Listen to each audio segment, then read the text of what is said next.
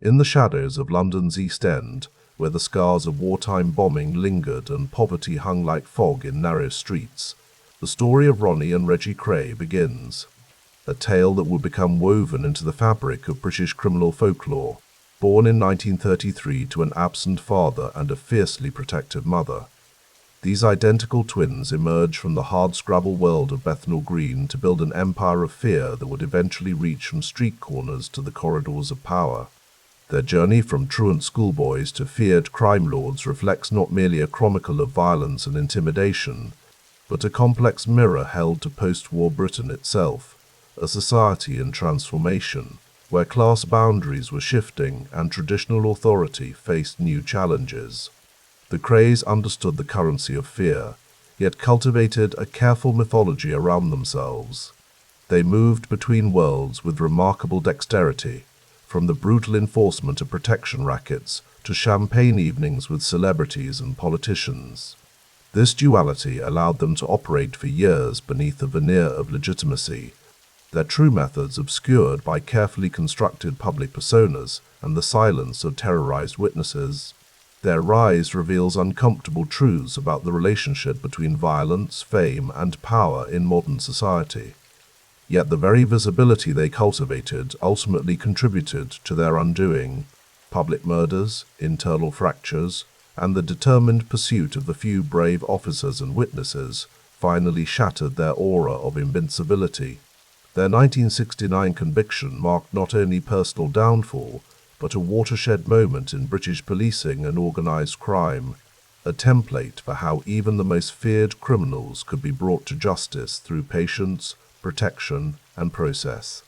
As we examine their story, we confront the human cost of their reign, the lives destroyed, the communities terrorized, and the profound damage inflicted upon the social fabric of East London. The twins have passed into history now, but their legacy invites us to contemplate the thin lines between notoriety and celebrity, between criminal and cultural icon. In the shadow of smokestacks that punctuated London's East End like industrial exclamation points, two identical boys were born on a crisp October day in 1933. The Kray twins arrived in a world of soot-stained brick and narrow streets, where life was measured in ration books and the distance between paydays. Their first cries mingled with the constant percussion of the city, the rattle of coal carts, the murmur of market haggling, and the communal pulse of working-class Haggerston. Violet Kray cradled her twin sons with fierce pride. Reggie, elder by 10 minutes, possessed a watchful calm that complemented Ronnie's restless intensity. Even as infants, they seemed to communicate in silent frequencies, a private language that would someday translate into something formidable. Violet's kitchen became their first kingdom, a warm sanctuary of steaming kettles and iron discipline, where the twins learned their earliest lesson. Family was everything, and a Kray protected their own. Their father, Charles, moved through their childhood like a reluctant shadow. A rag-and-bone man with a wanderer's heart, he collected the discarded remnants of other lives while remaining elusive in his own home. When conscription claimed him in September 1939, his departure hardly registered as absence, merely the formalization of a distance already established. "You're the men of the house now," Violet told her 6-year-old sons as war descended upon London.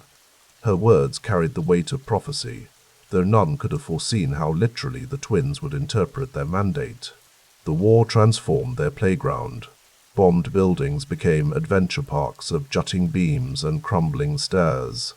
Air raid sirens punctuated their days, sending them scurrying to underground shelters where they'd listen to adults whisper fears in the darkness.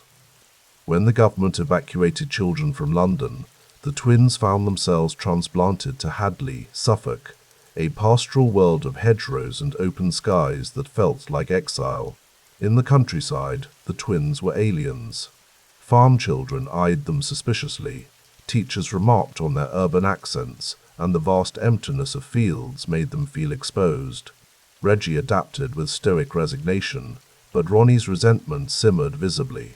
Their matching faces, with dark eyes that missed nothing, became impassive masks against a world that wasn't theirs. "I miss home," Ronnie confessed to his brother one night, the Suffolk darkness pressing against their borrowed bedroom window. "We'll go back," Reggie answered with certainty. "Mum won't stay away forever." He was right. Violet's homesickness proved stronger than her fear of German bombs.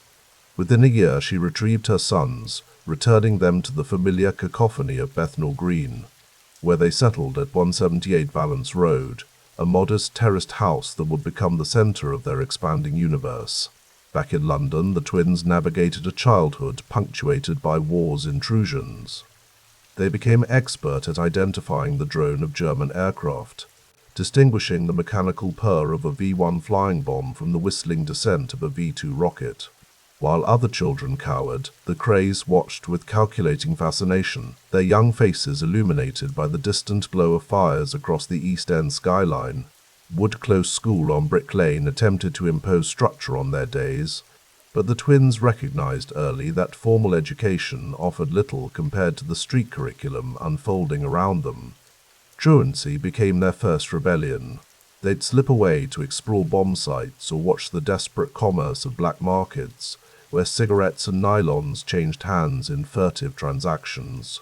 They weren't like other children, their teacher Miss Goodyear confided to a colleague after finding her classroom once again minus two identical dark-haired boys. "There's something in their eyes, like they're watching us instead of the other way around." At Daniel Street School, their academic prospects fared no better. Reggie showed occasional flashes of aptitude when something captured his interest, but Ronnie regarded lessons with contemptuous boredom. Both boys discovered that their identical appearance could be weaponized. They'd switch places to confuse teachers or provide alibis for each other's absences. By 1945, with peace reluctantly returning to a battered London, 12-year-old Ronnie and Reggie had established themselves as neighborhood fixtures. Not quite delinquents yet, but boys who commanded a certain wary respect. Their mixed heritage, Irish, Austrian Jewish, and Romanical Gypsy bloodlines, gave them an outsider's perspective in an East End already defined by its immigrant tapestry. Their physical transformation began in these post-war years. Baby fat melted away, revealing the angular cheekbones and square jaws that would someday appear on wanted posters. Their bodies hardened through impromptu street football matches and increasingly frequent schoolyard skirmishes. It was Violet who first recognized the value of channeling their growing aggression. "If you're going to fight," she told them over steaming plates of potatoes and cabbage, "you might as well learn to do it properly." The Repton Boys Club in Bethnal Green became their introduction to boxing's disciplined violence. Inside its worn walls, the twins discovered a world where aggression earned applause instead of detention. They took to the sport with natural aptitude, Reggie with technical precision, Ronnie with raw power.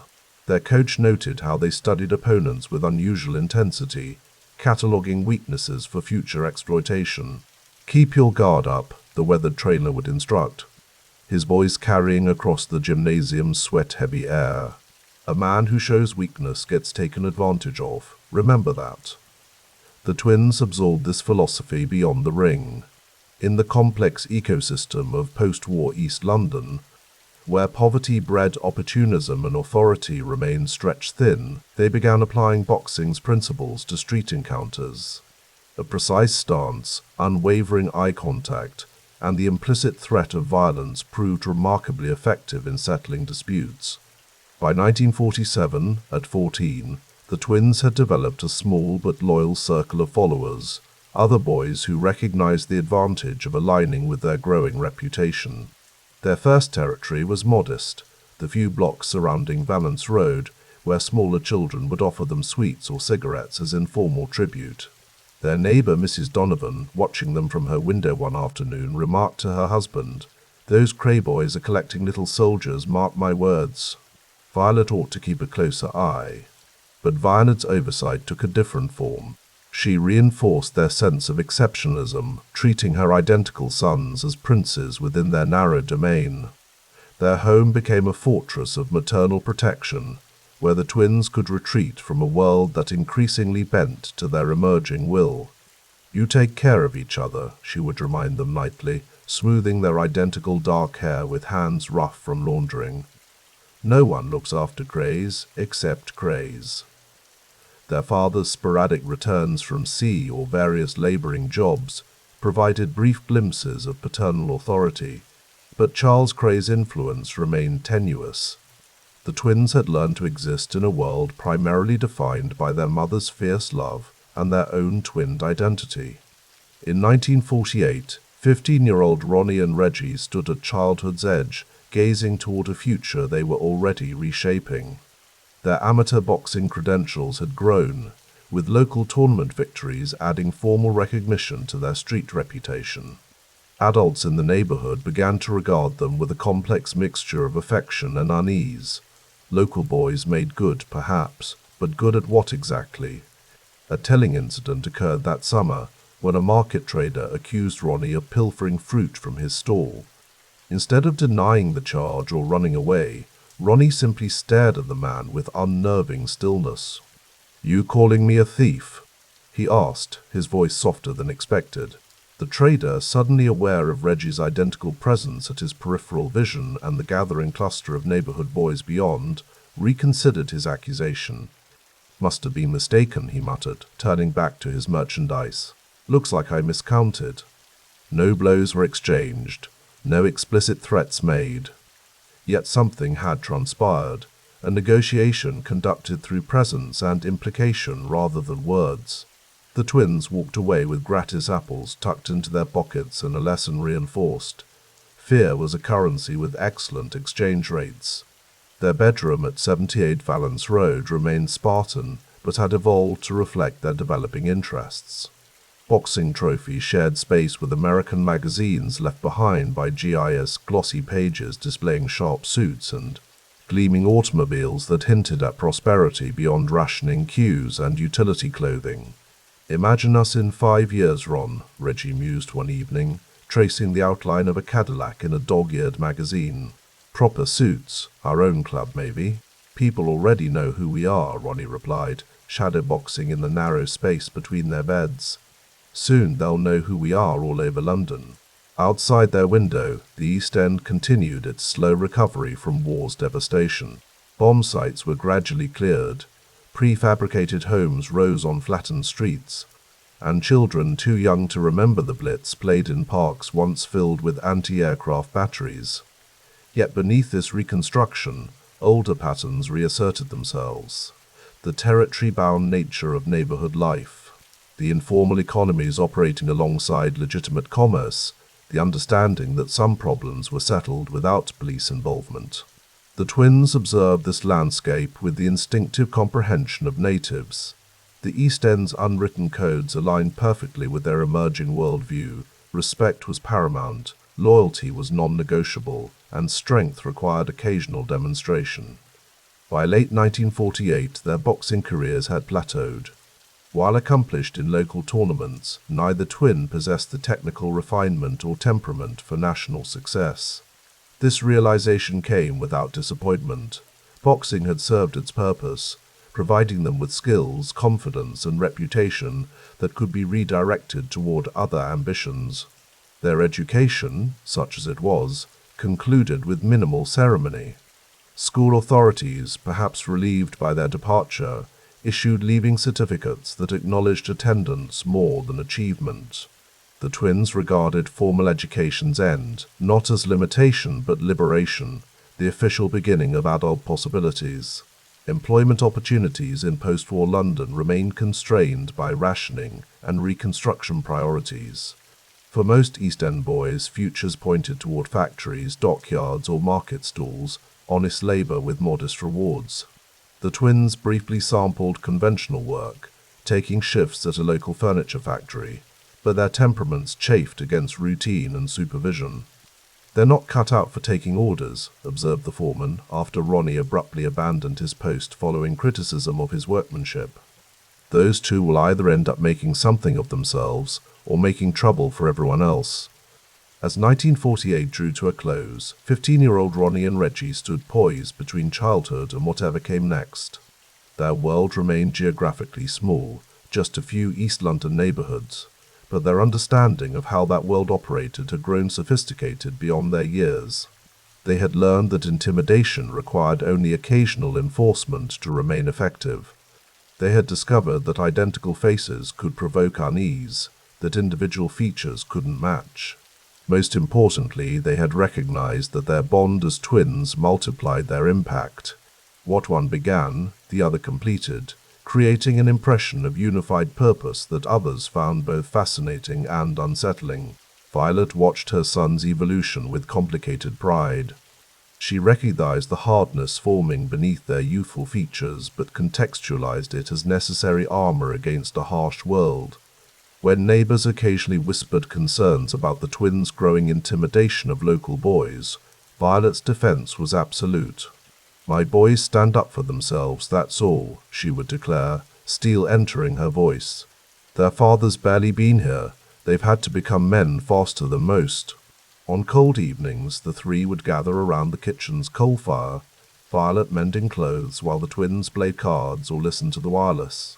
These domestic tableaux presented the deceptive normality, moments of ordinary family life containing extraordinary undercurrents. "You're special, you two," Violet would tell them, a constant refrain that shaped their understanding of themselves. "Not like anybody else. Remember that." As 1948 yielded to 1949, the Kray twins stood at the threshold of their futures, their childhood receding behind them like bombed buildings, gradually cleared from London's skyline. They had absorbed the post-war East End's harshest lessons, that authority could vanish overnight, that strength required demonstration, and that reputation could substitute for wealth. Their world remained small, but their ambitions had begun to expand beyond Bethnal Green's narrow streets. The twins, who had learned to box, to intimidate, and to command loyalty, were turning their gaze toward broader horizons that would eventually encompass London's criminal landscape, though neither could yet envision the full scope of what lay ahead.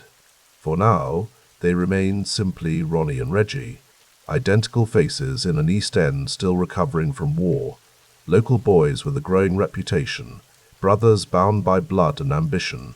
Their story was just beginning, its darker chapters still unwritten, its eventual notoriety impossible to foresee in the fading light of post-war austerity. The twins slept in their narrow beds at 180 Valence Road, 15 years old, and already regarded with wary respect by neighbors twice their age. Outside, London's winter darkness wrapped around the East End like a familiar blanket, while inside, two identical dreamers contemplated futures limited only by their imagination and their willingness to take what the world wouldn't freely give them. The slanting rain of a late autumn evening swept the last of the market traders from Whitechapel Road, leaving puddles that mirrored the dim street lamps in shimmering pools.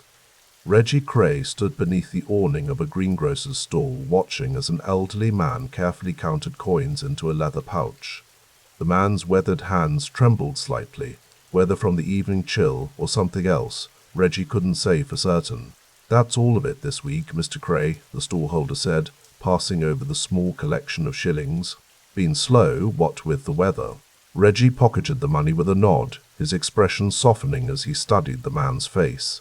"My brother and I appreciate your punctuality, Mr. Harding. Makes everyone's life easier, doesn't it?" He gestured toward the empty market. "Weather or no weather, you've always managed. That's the East End spirit." The old man attempted a smile that didn't quite reach his eyes. "Been trading here since before the war. Never needed insurance back then." "Different times now," Reggie replied, his voice low and measured. "Lot of desperate types about. Ex-servicemen with nowhere to go, rationing still biting. People help themselves to what isn't theirs." He straightened the lapels of his gabardine coat. "But you sleep easier knowing we're looking after things, don't you?" The stallholder nodded, more in resignation than agreement, and began to fold his tarpaulin. Reggie watched him for a moment longer before stepping out into the rain, moving with the unhurried confidence of a man who knew these streets intimately. Streets still pockmarked with the scars of the Blitz, where bombed-out buildings stood like broken teeth in an otherwise familiar smile. 3 streets over, inside a steamed-up cafe with peeling linoleum floors, Ronnie Kray sat in a corner booth, his broad shoulders making the small space seem even more confined. Across from him, a wiry man with a boxer's flattened nose was speaking in hushed tones, occasionally glancing toward the door. When Reggie entered, shaking raindrops from his coat, the conversation paused. "All sorted with Harding?" Ronnie asked as his twins slid into the booth beside him. Reggie nodded, signaling to the proprietor for a cup of tea. No problems, though he's still not entirely comfortable with the arrangement. "He'll get comfortable," Ronnie said, his voice carrying a harder edge than his brother's. "They all do eventually." The boxer, Billy Warren, a former lightweight with quick hands and quicker temper, leaned forward. "Was telling Ron about that new dance hall in Hackney. Owner's looking for some security. Seems a couple of sailors got rough with the girls last weekend." Reggie wrapped his hands around the steaming cup that had appeared before him. "Security, is it? Always nice when they come looking for us, rather than the other way round." "Makes a change," Ronnie agreed, a smile playing at the corners of his mouth. "What's he offering, Billy?" £10 a week, plus whatever drinks you want. He's worried the trouble will scare off the good customers. The twins exchanged a glance, one of those wordless communications that had defined their relationship since childhood. In that momentary silence lay calculations, an assessment of territory, of risk versus reward. "Tell him 15, Reggie said finally, "and we'll need a proper introduction. Tomorrow night, after 8. Billy nodded, clearly relieved to have successfully brokered the connection. He knew, as did everyone in their growing circle, that association with the Krays carried weight. At 25 years old, the twins had already cultivated a reputation that extended beyond their immediate neighborhood. It wasn't just their matching suits or their history in the amateur boxing circuit. It was something more elemental, a presence that commanded attention, that suggested consequences for disrespect. As Billy left, Ronnie's gaze followed him through the foggy window. "Dance halls, markets, pubs, piece by piece, eh, Reg?" "That's how you build something that lasts," Reggie replied, "brick by brick." The rain continued well into the evening, drumming against the corrugated iron roofs of the prefabricated homes that had sprung up where German bombs had cleared the land. Inside one such modest dwelling, Violet Kray moved about her kitchen with practiced efficiency, preparing a late supper for her sons. The wireless in the corner played softly, a dance orchestra punctuated by occasional news bulletins about the economic recovery, about the still tight rationing, about the Festival of Britain being planned for 1951. When the twins arrived, they entered with the familiar cadence of men returning to sanctuary. Coats were hung, shoes wiped clean, voices instinctively lowered in their mother's presence. "You're soaked through," Violet observed, setting plates on the table. "There's hot water if you want to wash up before eating." "Thanks, Mum," Reggie said, kissing her cheek. Ronnie merely nodded, already loosening his tie as he headed toward the bathroom. Later, as they ate, a simple meal of stew stretched with vegetables from the garden, Violet studied her identical sons with a mother's discerning eye. "Your father's asking after you. Says he hasn't seen you at the house in weeks." A subtle tension entered the room. Charles Kray, their father, remained a peripheral figure, present but not central, not in the way that mattered to the twins. "Been busy," Ronnie said between mouthfuls. "Tell him we'll stop by Sunday, perhaps." Violet nodded, knowing better than to press. "Mrs. Cooper mentioned you helped her son with that trouble at his shop. Said those boys haven't been back since." Reggie smiled. "Just looking out for the neighborhood, Mum. Same as always." What remained unspoken, the nature of their business, the source of the cash that occasionally appeared on Violet's kitchen table, hung in the air between them. A mother's willful blindness, perhaps, or simply the pragmatism of a woman who had raised her sons in the hard-scrabble reality of London's East End. "Just be careful," she said finally. "Both of you." The twins exchanged another of their private glances. In Violet's kitchen they were still her boys. Outside, they were becoming something else entirely. The following evening found them at the Palais Dance Hall in Hackney, where the gleam of polished floors and the sparkle of a rotating mirror ball created an illusion of glamour. Young women in brightened-up pre-war dresses laughed and danced, while men in their best suits, some still with the telltale short back and sides of recent national service, watched from the sidelines, gathering courage. The owner, a balding man named Jenkins, led the twins to a small office behind the cloakroom. The space smelled of cigarettes and cheap cologne, with ledgers stacked neatly on a desk that had seen better days. Billy explained our situation, Jenkins began, gesturing for them to sit. We've built a decent reputation here. Good girls, good music. But last weekend, these sailors merchant navy, I think, they had too much to drink and started pawing at the dancers. Sounds unpleasant, Reggie said, his tone sympathetic.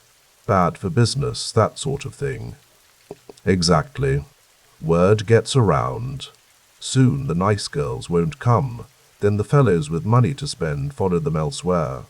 Jenkins clasped his hands on the desk. I need to know my customers feel safe. Ronnie leaned forward slightly. And the local constabulary. They weren't helpful. Jenkins gave a bitter laugh.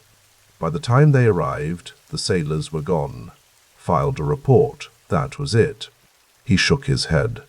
No, what I need is a presence.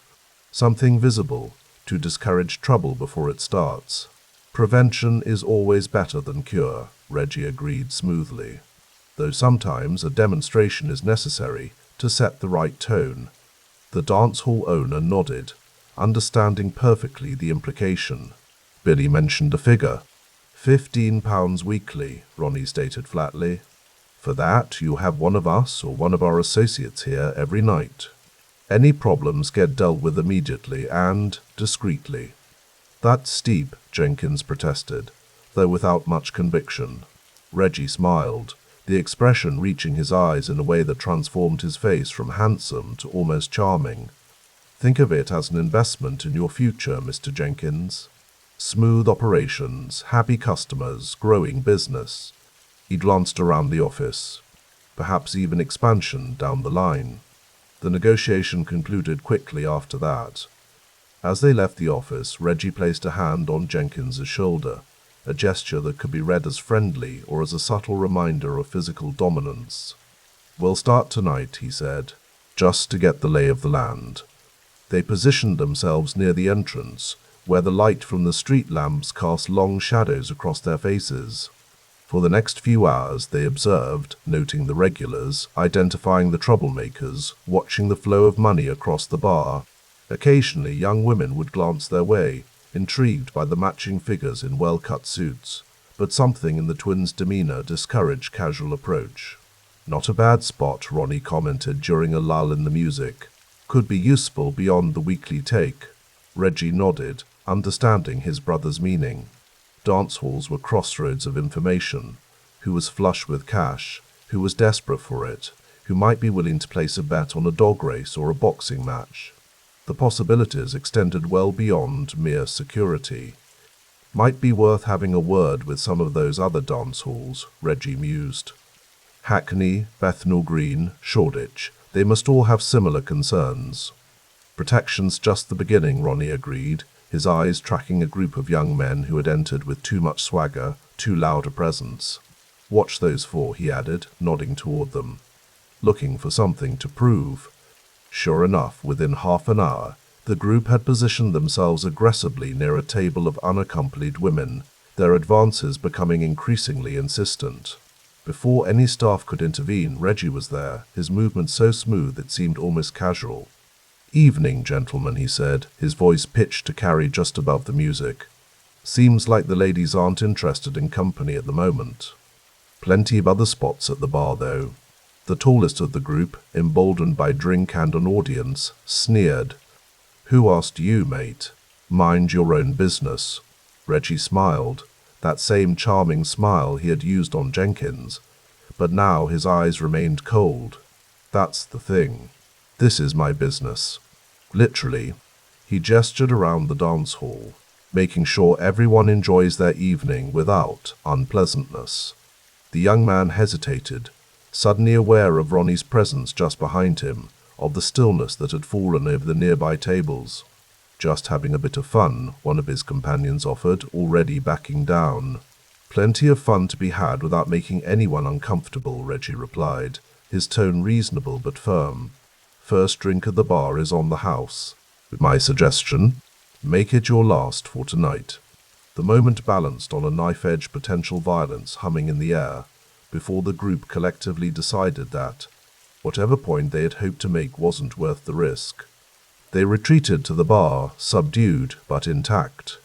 As Reggie rejoined his brother, Jenkins appeared at their side, relief evident in his expression. "That's exactly what I meant. Handled without any scene, without any fuss. First one's always free," Ronnie said with a slight smile. "Sends the right message to everyone watching." And people had been watching, noting how quickly potential trouble had been diffused, how the twins had established authority without raising their voices or throwing a single punch. The demonstration was complete. By the following week, word had spread. Another dance hall owner approached them, then a pub landlord concerned about protection during delivery days. A market trader, tired of having his goods pilfered by local youths, sought them out. Each new client brought not just regular income but expanded influence, a network of eyes and ears across the East End. The system was elegantly simple. Regular payments bought peace of mind. Those who hesitated received a visit from Ronnie, whose intensity alone was often enough to secure compliance. In the rare cases where firmer persuasion was needed, examples were made, swift, targeted, and public enough to be instructive without drawing unwanted attention from authorities. Their reputation grew, bolstered by their identical appearance. Victims and witnesses alike found themselves confused.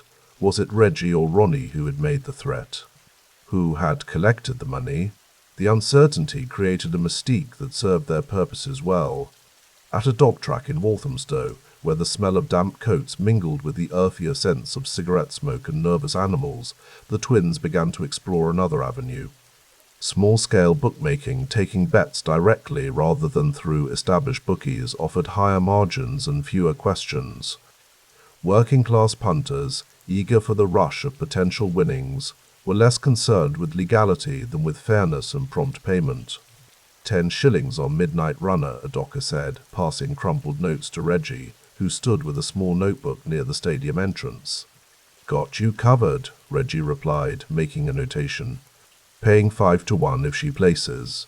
By the end of the evening, they had taken dozens of similar bets. Some winners, most losers, all recorded with meticulous attention to detail. A nearby publican, who had been observing the operation with interest, approached as they were calculating the night's take. "You boys are branching out, I see," he commented, his tone carefully neutral. Ronnie looked up, his expression giving nothing away. "Just providing a service. Some people don't like dealing with the big outfits. And if someone has trouble paying when they lose?" the publican asked. "We're reasonable men," Reggie answered smoothly. "Arrangements can always be made." Those arrangements became another branch of their nascent empire. Loans to cover gambling debts, advanced at rates that would make a bank manager blanch, created a cycle of dependency. A man who borrowed to cover his losses often found himself deeper in debt, requiring further loans, further concessions. For those who couldn't pay, the consequences were calibrated precisely serious enough to ensure compliance, but rarely so extreme as to attract police attention. A warning visit from the twins or their growing crew of associates, a carefully targeted display of force, perhaps a short stay in hospital for the particularly recalcitrant. The system maintained itself through fear and reputation, rather than constant violence.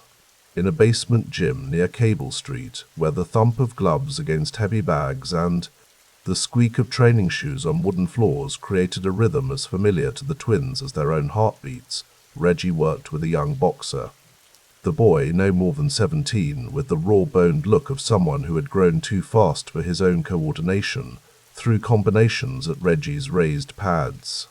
"Sharper jab," Reggie instructed, his voice calm but authoritative. "You're telegraphing the right hand. Anyone decent will see it coming. Ronnie watched from the corner, smoking despite the no-smoking signs plastered on the walls. The gym owner, a former middleweight named Stevens, didn't dare object. He's got potential, Ronnie observed as the session wound down. Bit wild, but there's power there. Reggie nodded, unwrapping his hands. Needs discipline. Structure. He glanced at the boy, now skipping rope at the far end of the gym. Reminds me of us at that age. The boxing world had given the twins more than just skills and confidence. It had provided legitimacy, a framework where controlled aggression was not just accepted but celebrated. Reggie's reputation as a London schoolboy champion opened doors that might otherwise have remained closed, gave them entry to venues where business could be conducted away from prying eyes. Thinking of sponsoring him? Ronnie asked, stubbing out his cigarette. Might do. Always good to have talent in our corner. Reggie lowered his voice. Speaking of which, I heard Billy Warren's cousin is looking for work. Ex-Navy, handy in a scrap according to Billy. Ronnie considered this. Their operation was growing beyond what the two of them could personally oversee. Trusted lieutenants were becoming a necessity rather than a luxury. Bring him round tomorrow. We'll size him up. The following evening, in the back room of a pub they now effectively controlled, the twins interviewed Billy Warren's cousin, a broad-shouldered man named Carter with a scar that ran from his right ear to the corner of his mouth. The scar, he explained, was a souvenir from a shore leave in Naples. Billy says you're looking to put together a proper firm, Carter said, accepting the pints Reggie slid across the table. Says you're the coming men in the East End. We're selective about who works with us, Ronnie replied, studying the man's face. Loyalty matters more than muscle, though both have their place. Carter nodded. Navy teaches you about loyalty. Chain of command. Following orders without question. And if those orders involve persuading someone who's reluctant to see things our way? Reggie asked. A slow smile spread across Carter's face, pulling the scar tissue tight. I'm very persuasive when needed. The twins exchanged one of their silent communications before Reggie spoke again. We'll start you with collections. Simple routes, regular clients. You'll work alongside Billy until we're satisfied you understand how we operate. One thing to be clear about, Ronnie added, leaning forward slightly. We handle things our way. No unnecessary roughness. No taking liberties with the clients. No skimming from the payments. His gaze hardened. Anyone who can't abide by those rules doesn't last long with us. Carter nodded again, recognizing the threat beneath the businesslike exterior. Understood perfectly. As winter settled over London in late 1950, bringing with it fog that clung to the streets like a physical manifestation of the city's post-war weariness, the twins' operation continued its steady expansion. Their crew now numbered 8 men, carefully selected, thoroughly vetted, each with a specific role. Some handled collections, others provided security at venues under their protection, a few specialized in the more delicate matter of enforcement. In Violet's kitchen, where they still gathered for Sunday dinners despite having established their own flat nearby, the twins discussed their progress over cups of tea. Jenkins wants us to look at another dance hall he's thinking of buying, Reggie said, keeping his voice low, though their mother was out visiting a neighbor. Says the current owner is struggling with the overhead. Struggling because we've been taking a cut from his bar sales for the past 3 months, Ronnie pointed out with a slight smirk. Funny how that works. Reggie allowed himself a small smile in return. It's business. Supply and demand. We supply protection. The market demands a certain price for that service.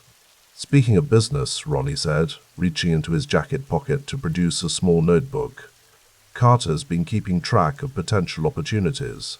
Says there's a bookmaker over in Hackney who's operating without proper backing.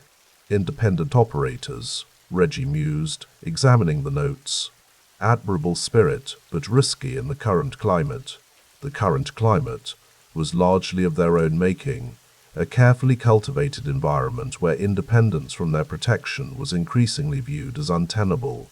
Shopkeepers who resisted found their deliveries disrupted.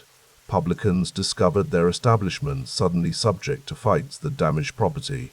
Market traders faced mysterious shortages or spoilage of stock. Might be worth having a conversation with this bookmaker, Reggie continued. Explain the benefits of our association.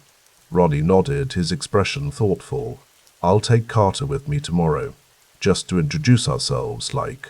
The pattern was established now, refined through practice and experience. Identify a target, make an approach, demonstrate the consequences of refusal, then solidify the relationship through a mixture of fear and grudging appreciation for the protection provided. The twins were building something that went beyond simple extortion, a system where their presence became almost a guarantee of stability in neighborhoods still recovering from the chaos of war. As 1950 gave way to 1951, their influence extended across a patchwork of territories, not yet the empire it would become, but the foundation was firmly in place. The Festival of Britain was taking shape along the South Bank, promising a glimpse of a modern, forward-looking country. In the East End, however, the old ways persisted. Power exercised through personal connections, deals sealed with handshakes rather than contracts, respect earned through a combination of generosity and carefully calibrated fear. In their world, the Kray twins were becoming institutions, as much a part of the local landscape as the bomb sites and prefab houses, the market stalls and corner pubs. They were just getting started, but already the whispers followed them, the identical faces that could appear anywhere, the quiet word that could open doors or close them permanently, the sense that crossing them would invite consequences best left unimagined. And through it all they moved with the confidence of men who believed completely in their right to the power they were accumulating, brick by brick, client by client, street by street. The East End was changing around them, but they were changing it too, reshaping it in their own image. The rain that had fallen on that autumn evening in Whitechapel had long since dried, but the impression it left of twins standing together against whatever the world might throw at them remained indelible. In the dance halls and boxing gyms, the market stalls and pub back rooms, the legend was taking shape. Reggie and Ronnie Kray, the brothers who protected their own, who remembered both favours and slights, who were building something that would leave its mark on London for decades to come. Their story was just beginning. The rain came down in sheets against the train window, rivulets tracing their random patterns across the glass as the English countryside blurred beyond. Reginald Kray watched his reflection staring back at him, superimposed over the muted greens and greys of Essex rolling past. Beside him, his twin brother Ronald slouched against the seat, eyes half closed but never fully at rest. March 1952, and the letter that had arrived at their mother's house in Valence Road bore the official stamp of the War Office. National Service. 2 years of their lives claimed by the government. 2 years of taking orders from men who hadn't earned the right to give them. Won't be long now, Reggie said, his voice low enough that only his brother could hear it over the rhythmic clacking of the train wheels. Tower of London for processing, then off to whatever hellhole they've picked for basic training. Ronnie's lip curled slightly. We're not staying, Reg. It wasn't a question. It wasn't even a suggestion. It was a simple statement of fact, delivered with the quiet certainty that had always defined their relationship. When Ronnie spoke with that tone, Reggie knew better than to argue. Truth be told, he had no desire to. Course not, Reggie replied, straightening his tie. They'd dressed well for the occasion. Tailored suits, polished shoes, hair slicked back with precision. If they were going to defy the military, they'd do it looking like gentlemen. We'll give them a day, maybe 2. Let them think they've got us, then we walk. The train slowed as it approached London, the familiar smudge of the city's skyline materializing through the rain. Not yet clear of the previous winter's great smog, London wore its grime like a second skin. The twins knew every inch of the East End, had carved out their reputation street by street since they were boys. National Service wasn't going to change that. If anything, it would only enhance the legend they were carefully constructing. The Tower of London stood as it had for centuries, stone walls impassive against the changing tides of history. Now it served partly as a processing centre for national service conscripts, young men from across London arriving to be measured, documented, and dispatched to training camps around the country. The courtyard echoed with shouted orders and the shuffle of reluctant feet. Ronnie and Reggie stood apart from the other recruits, their matching suits drawing curious glances from the uniformed personnel. A corporal with a clipboard approached them, eyes narrowing as he took in their appearance. "Names?" he barked, pen poised. "Kray," Reggie answered smoothly. "Reginald and Ronald." The corporal checked his list, then looked up with a frown. "You're late. Get in line with the others." Ronnie stepped forward, his shoulders squaring almost imperceptibly. "We were just leaving, actually. Off home to see our mum." The corporal's face reddened. "You'll do as you're told. Get in line now, or—" What happened next would later be recounted in pubs across the East End, embellished with each telling. Ronnie's fist connected with the corporal's jaw with a sound like a damp newspaper hitting concrete. The man crumpled, clipboard clattering to the stones. In the stunned silence that followed, Reggie calmly straightened his brother's tie. "Best be off then," he said quietly. They made it halfway across the courtyard before the military police descended, whistles blaring. The holding cell was cold, the walls damp with centuries of accumulated moisture. Reggie sat on the narrow cot, watching his brother pace the small space like a caged animal.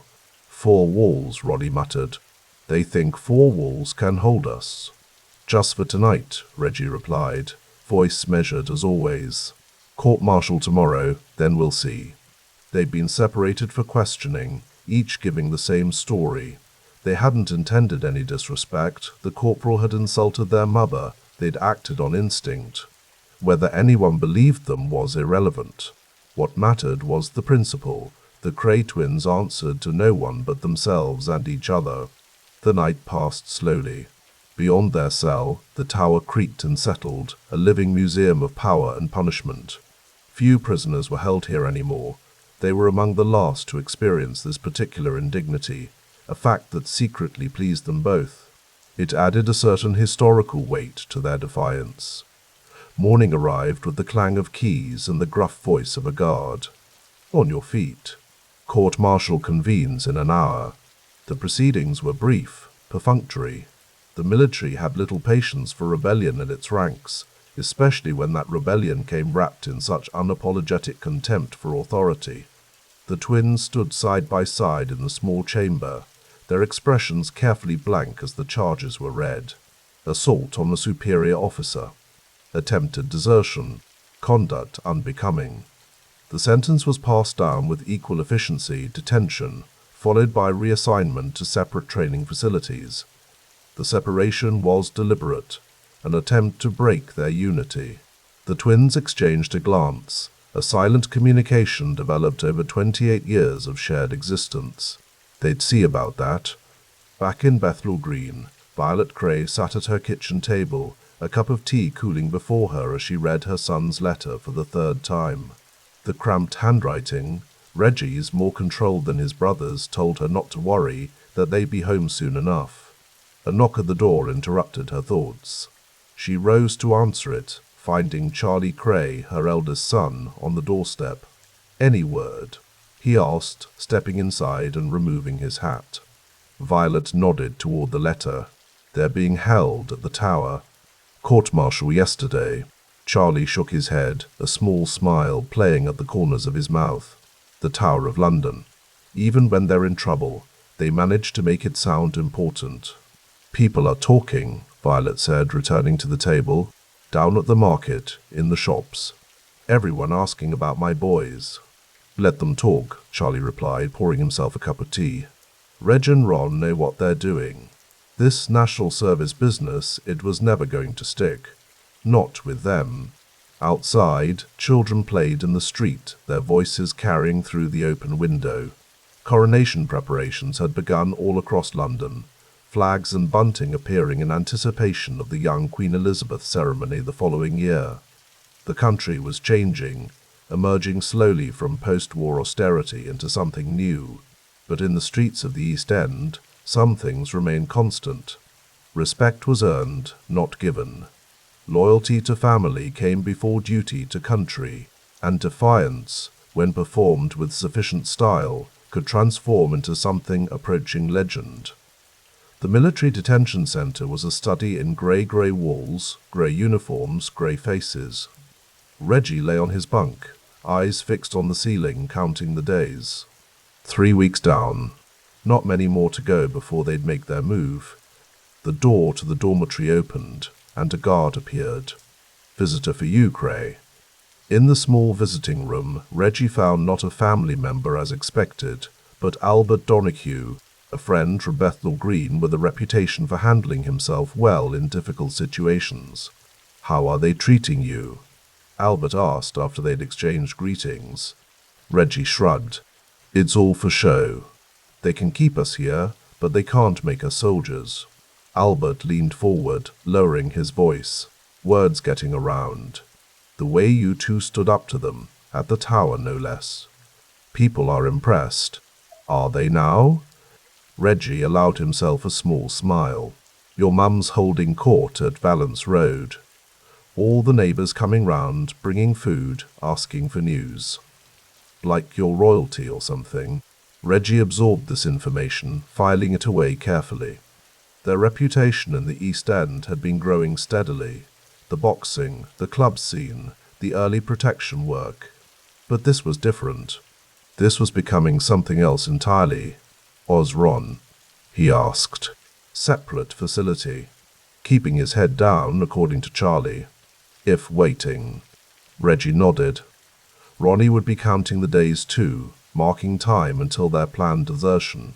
The military thought splitting them up would weaken their resolve. In reality, it only strengthened their determination to reunite on their own terms. "When you get out," Albert continued, "there are people who want to meet you. Good people, useful people." The implication was clear. Their defiance was attracting attention from certain quarters, men who valued their particular brand of courage and loyalty, potential associates for whatever came next. "Tell them to be patient," Reggie replied. "We'll be home soon enough." Summer faded into autumn, and autumn gave way to the chill of early winter. The cycle repeated itself with clockwork predictability: desertion, freedom, recapture, court-martial, detention. Each time the stories grew, spreading through the pubs and markets of the East End like smoke. "Did you hear about the Kray boys? Told the army to get stuffed. Again. They say the officers are afraid of them now. Third time they've walked out. Just caught the train home to see their mum." By the fourth desertion, in early 1953, the military's patience had worn thin. The twins found themselves back in the tower, facing more serious consequences. The stone walls that had once impressed them now felt familiar, almost comfortable in their historicity. In the communal cell, illuminated by weak winter sunlight filtering through a high window, Ronnie sat beside his brother on a wooden bench. "They're saying dishonorable discharge," Reggie said quietly, rolling a cigarette between his fingers. Ronnie snorted. "As if we care about their honors. It's what we wanted all along." "Exactly." Ronnie leaned back against the cold stone. "And everyone back home knows it. We didn't break. We didn't bend. We did what we said we'd do." Outside, London prepared for the coronation that would take place in the coming months. The twins would be long gone from military custody by then, free to watch the proceedings like any other civilians, if they bothered to watch at all. A guard appeared at the cell door. "Kray brothers, time for your hearing." They rose in unison, straightening each other's collars in a practiced gesture that was part practical, part ritual. Whatever happened next, they would face it together as they had faced everything since birth. The East End welcomed them home like returning heroes. The dishonorable discharges, finalized in early 1954, were badges of honor in the streets where they'd grown up. In the pubs of Whitechapel and Bethnal Green, drinks appeared before them unbidden, conversations quieted when they entered a room. On a cool spring evening, Reggie stood at the window of their mother's house on Valence Road, watching the street below. Children played under the glow of newly installed street lamps, their games interrupted occasionally by passing cars. Rationing was finally coming to an end. Small luxuries were reappearing in shop windows. Behind him, Ronnie sat at the kitchen table with Charlie, discussing business opportunities. Their elder brother had kept things ticking over during their absences, maintaining their interests in the clubs and protection arrangements that formed the foundation of their growing enterprise. The National Service business did us a favor, Charlie was saying. People respect the way you handled it. Stood your ground. Didn't let them push you around. It was never about them, Ronnie replied, his voice carrying that distinctive edge that appeared when he was particularly focused. It was about us. What we stand for. Reggie turned from the window. And what's that, Ron? Ronnie looked up at his twin, a rare smile softening his features. Family first. Our rules. Our way. Charlie cleared his throat. There's something else. People have been asking about joining up with us. Good lads, handy in a fight. Looking for leadership. How many? Reggie asked, returning to the table. 6, maybe more. Ex-army, some of them, ironically enough. They heard about your time in the tower, impressed with how you handled yourselves. The twins exchanged a glance, that silent communication passing between them. Their defiance of military authority had done more than just get them out of national service. It had enhanced their reputation, attracted potential allies, solidified their status. Tell them we'll meet them, Reggie said finally. One at a time. We'll see what they're made of. As Charlie departed to spread the word, the twins remained at the table, the future stretching before them like territory waiting to be claimed. The military had tried to break them, to separate them, to force them into its mold. Instead, it had only tempered their resolve and broadcast their legend. The Tower of London, Ronnie mused, breaking the silence. Not many can say they were locked up there. One of the last, Reggie agreed. Practically historical figures we are. They shared a rare laugh, the sound filling the small kitchen. Outside, London continued its slow post-war transformation. But in the East End, a different kind of change was taking shape. One centered around two identical faces that had stared down authority and emerged unbowed. The Kray legend was building, brick by brick, desertion by desertion, story by story. And the twins, sitting in their mother's kitchen in the spring of 1954, were just beginning to understand the power that came with it. The rain returned that night, drumming against the windows of Balance Road, washing the streets clean. Tomorrow would bring new opportunities, new challenges, new chances to extend their influence. But for now they were home, together, precisely where they had always insisted they belonged. In defying the military, they had defined themselves. And in the process, they had written the opening chapter of a story that would echo through London's underworld for decades to come. The first days of 1955 arrived in London with lingering fog and the gentle promise of change. The city was slowly shedding its post-war pallor, stretching itself towards something resembling prosperity, even as soot still clung stubbornly to brick and stone. In the narrow streets of Bethnal Green and Whitechapel, where Georgian facades leaned tiredly over cobblestones, two brothers were crafting a new order from the persistent shadows. Reggie Kray stood by the window of their mother's house on Balance Road, watching the orange glow of a street lamp diffuse through the mist. At 31, he cut a striking figure, broad-shouldered and immaculately dressed in a charcoal suit that had been tailored to accommodate his boxer's frame. His dark hair was combed back with precision, his expression contemplative as he smoked. Behind him, his twin brother Ronnie sat at the kitchen table, drumming his fingers against the wooden surface. Though identical in appearance, the subtle differences between them had grown more pronounced over time. Where Reggie projected calculation and restraint, Ronnie emanated a barely contained energy, his eyes constantly moving, assessing. We need structure, Ron, Reggie said quietly, exhaling a plume of smoke that curled against the window glass. The collections are bringing in good money, but it's all too scattered. Too many individual arrangements. Their mother Violet moved quietly around the kitchen, placing a pot of tea on the table, familiar with the rhythm of her son's conversations. She never asked questions about their business, maintaining a practiced ignorance that allowed her to love them unconditionally. "What exactly are you proposing?" Ronnie asked, his voice deeper than his brother's, rougher around the edges. Reggie turned from the window. "Groutes. Schedules. The same faces collecting from the same places at the same time each week. Reliability breeds comfort. Comfort breeds compliance. And for those who won't comply," Ronnie's smile was thin. "We make examples," Reggie replied, but sparingly. "One demonstration is worth a dozen threats." Their conversation was interrupted by a gentle knock at the door. Charlie Kray, their older brother, stepped into the kitchen, removing his hat. At 38, Charlie brought a veneer of respectability to the family. His interests in music and boxing promotions provided useful cover for their expanding operations. "The Nelsons have agreed to our terms," Charlie announced, accepting the cup of tea Violet offered. "The butcher on Commercial Road is still resistant." Reggie nodded, exchanging a glance with Ronnie. "We'll pay him a visit tomorrow. Both of us." By the spring of 1955, the brothers had refined their approach to territorial consolidation. The streets of Bethnal Green and Whitechapel became a carefully mapped grid, with each establishment falling under their protective umbrella, willing or otherwise. In a small cafe near the railway arches, Reggie sat across from Albert Donahue, a trusted lieutenant whose quiet competence had earned him a place in their inner circle.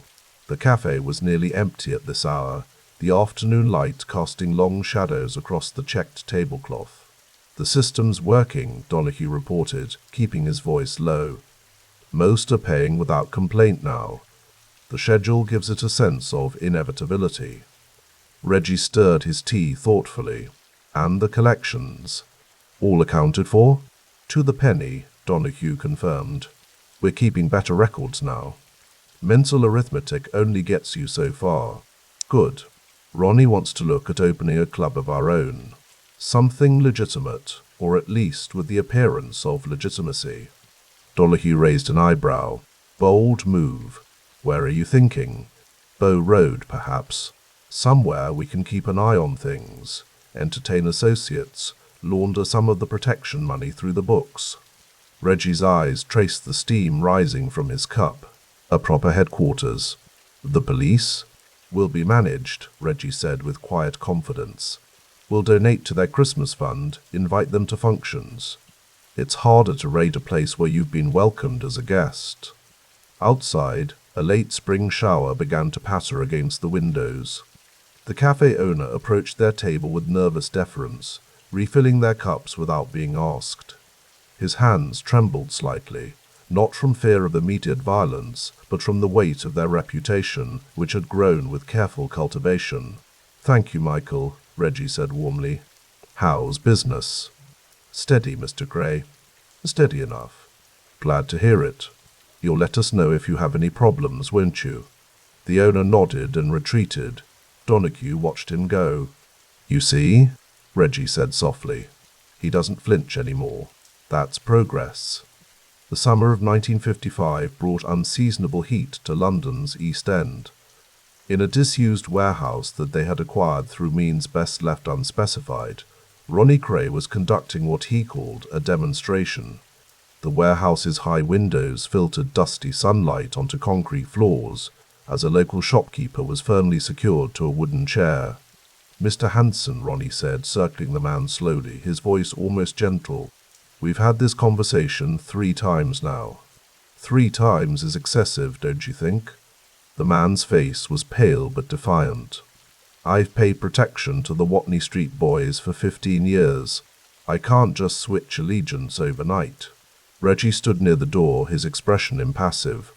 He preferred not to be present for these occasions, but sometimes his presence was necessary, a counterpoint to Ronnie's unpredictability, a reminder that what was happening was business, not pleasure. "The Watney Street boys," Ronnie continued, "are no longer a factor in this neighborhood. They've recognized the changing landscape. Self-preservation, you understand. From a corner, Leslie Payne, a newer associate with a middle-class background who had begun advising them on business matters, watched with clinical detachment. He had never witnessed this side of the operation before. "Mr. Hanson," Reggie intervened, stepping forward. "Let me speak plainly. We're not asking for more than you were paying before. We're simply asking that you recognize who provides real protection in this area now." Ronnie stopped his pacing and leaned close to the shopkeeper. "The difference is reliability. When something happens, a break-in, a threat, an unpleasant customer, we respond immediately. And if I still refuse?" the man asked, his voice barely audible. Ronnie straightened, adjusting his cufflinks. "Then I'll have to express my disappointment more directly.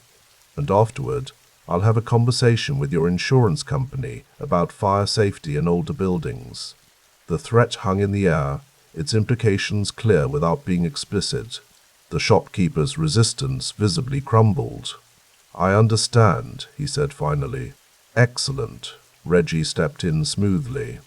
"We'll start fresh on Monday. Regular payments, regular schedule. You'll hardly notice the difference, except perhaps in the quality of service." After the shopkeeper had been released and escorted out, Leslie Payne approached the twins. "Effective," he observed, "but wouldn't it be more efficient to simply burn him out as an example to others?" Ronnie's expression darkened, but Reggie placed a calming hand on his brother's shoulder. "Unnecessary destruction is bad for business," Reggie explained. "The threat works better than the execution. A burned-out shop pays nothing. Fear has to be balanced with pragmatism." As autumn painted London in muted golds and reds, the brothers expanded their operations. The network of protection arrangements had stabilized, providing reliable income. Now they turned their attention to establishing their own venues. In a dimly lit office above a billiards hall, Reggie spread architectural plans across a desk. Charlie and Ronnie studied them intently. 45 Bow Road, Reggie tapped the paper. "Perfect location. We'll call it the Double R Club." "Subtle," Charlie commented with a smile. "We're not hiding," Ronnie countered. "We're establishing. There's a difference." The plans showed a substantial space. A main room for drinking and dancing, private areas for more exclusive gatherings, offices from which they could conduct their expanding business interests. "It'll need renovation," Charlie noted, running a finger along the blueprints. "Considerable investment." "We have the capital," Reggie assured him. "The protection business has been very profitable. And this gives us a place to wash the money clean." Ronnie paced the room, his mind already racing ahead. "We'll need the right staff. Doormen who understand discretion. Bartenders who know when to hear nothing. And connections," Reggie added. "The right clientele. Businessmen, entertainers, the occasional police officer or councilman. Relationships that provide both protection and opportunity." Later that evening, as a chill November rain fell over the East End, the brothers sat in their mother's kitchen. Violet prepared a late supper, the familiar domesticity of the scene at odds with the nature of their earlier discussions. "The club will change things," Ronnie said quietly, so only Reggie could hear. "Make us more visible." Reggie nodded. "That's the point. We're not just collectors anymore. We're becoming gentlemen of business." "You know what this means," Ronnie continued. "Clear division of responsibilities. You handle the business side, the relationships. I handle enforcement." "Playing to our strengths," Reggie agreed. "You've always been more persuasive in that department." Violet placed plates before them, simple fare, hearty and familiar. "Eat," she instructed, as she had thousands of times before. "You boys work too hard." The twins exchanged a glance, a silent communication perfected over decades. Their mother's kitchen remained their sanctuary, the place where they were simply her sons, not the architects of an emerging criminal enterprise. "Yes, Mum," they replied in unison. The winter of 1956 settled over London with bitter winds and occasional snow. The Suez Crisis dominated newspaper headlines, the government's international humiliation creating a sense of national drift and uncertainty. In the East End, however, The Kray's organization continued its methodical expansion. In a small, unremarkable office near the docks, Reggie reviewed ledgers with Leslie Payne. The room was warm despite the frost patterns on the windows, a coal fire crackling in the grate. "The numbers are impressive," Payne observed, adjusting his glasses. "The protection routes are stable. The billiards hall is showing a profit, even on paper. And the club renovations on schedule. We should be ready to open by spring." Reggie closed the ledger, satisfied. Good, good. We need to be careful about expansion beyond our current territory. No sense antagonizing established interests in other areas. Not yet. Measured growth, Payne agreed. Though your brother seems eager to move faster. Ronnie sees opportunities everywhere, Reggie acknowledged. My job is to identify which ones won't get us killed or imprisoned. Their conversation was interrupted by the arrival of Ronnie, accompanied by George Cornell, a formidable associate whose loyalty had been proven during several tense confrontations with rival groups. "The situation on Brick Lane has been resolved," Cornell reported, stamping snow from his boots. "The shopkeepers understand our position now." "Any resistance?" Reggie asked. "Nothing significant," Ronnie interjected. "A demonstration of potential consequences was sufficient. No actual damage required." Payne looked uncomfortable at the implied threat, but said nothing. His role was financial management, not enforcement policy. "We're establishing a reputation for reliability," Reggie observed, "both in protection and in consequences." Speaking of reputation, Ronnie changed the subject. "I've been thinking about the club opening. We should make it an event. Something people talk about." "What did you have in mind?" "Connections. Good celebrities. People who give us legitimacy by association." Reggie considered this. "It has merit. The right guests send a message about our standing. I might be able to help with that," Payne offered. "I have some contacts in entertainment circles. Nothing major, but a starting point." The brothers exchanged a look of approval. This was the advantage of bringing someone like Payne into their organization, access to networks beyond the East End's traditional boundaries. Spring arrived reluctantly in 1957, the city gradually warming after a harsh winter. The Double R Club at 145 Bow Road was nearing completion, the renovations transforming what had been a dilapidated building into something approaching elegance. Reggie stood in the main room surveying the work. Polished wooden floors gleamed under new lighting fixtures. The bar, with its mirrored backdrop, dominated one wall. Tables and booths were arranged to create an atmosphere of intimacy without sacrificing the proprietor's ability to observe the entire space.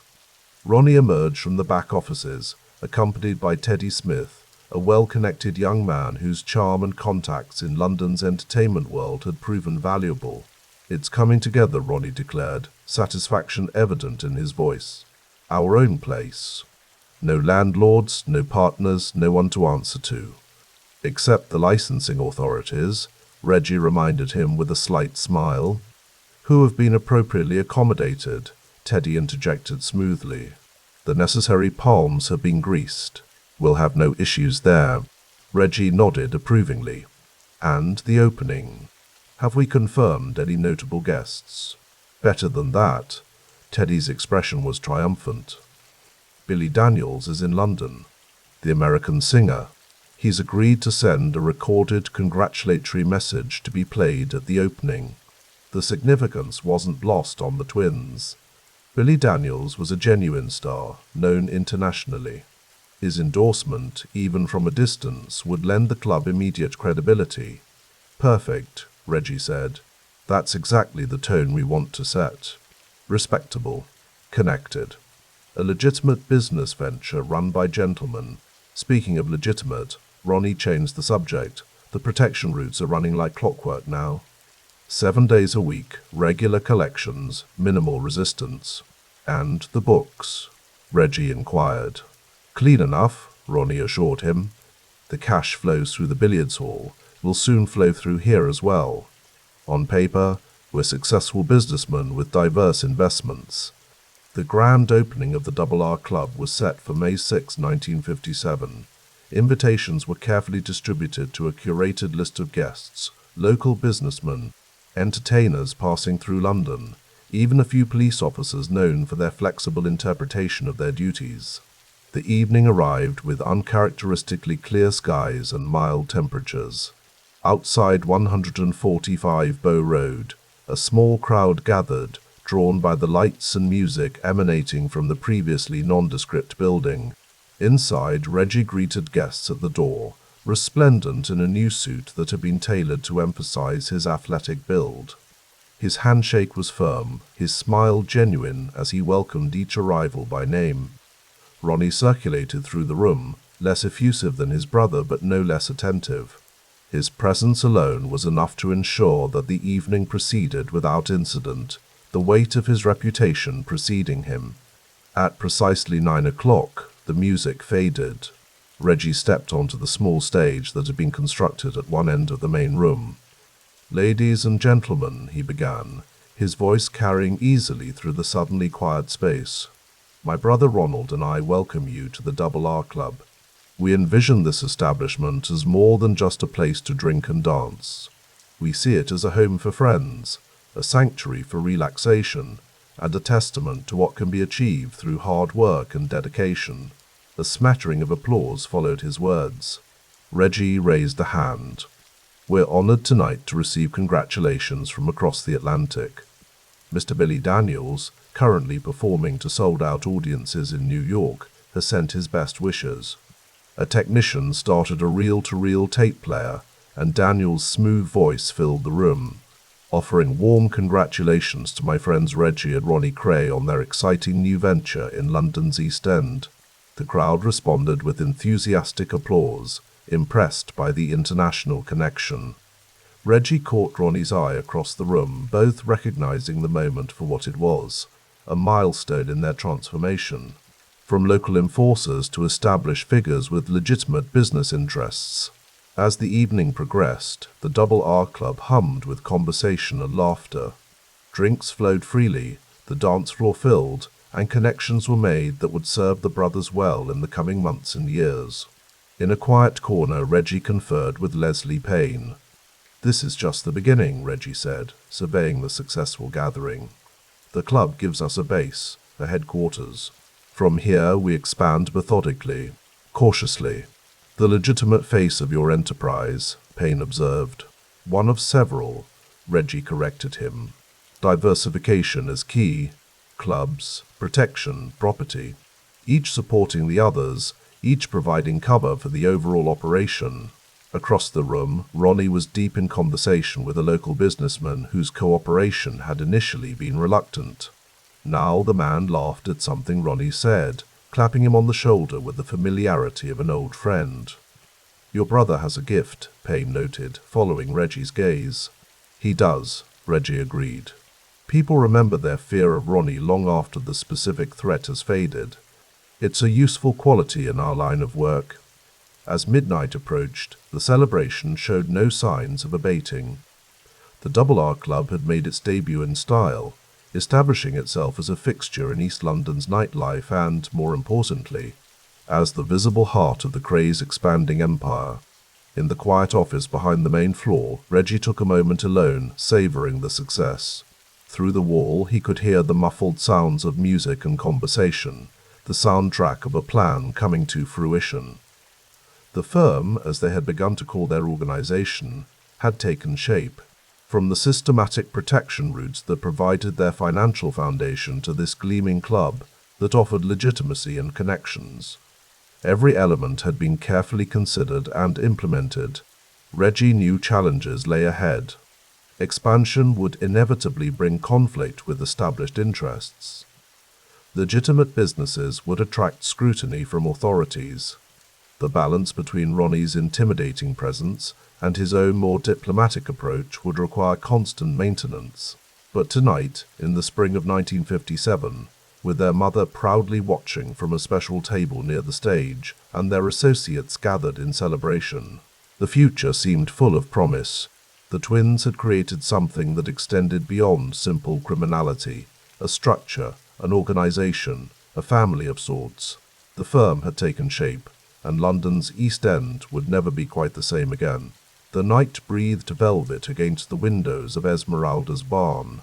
Beyond the heavy curtains, Knightsbridge streets gleamed with rain, black as a pocket watch face. Inside, cigarette smoke curled upward in lazy helixes, caught in the amber glow of wall sconces.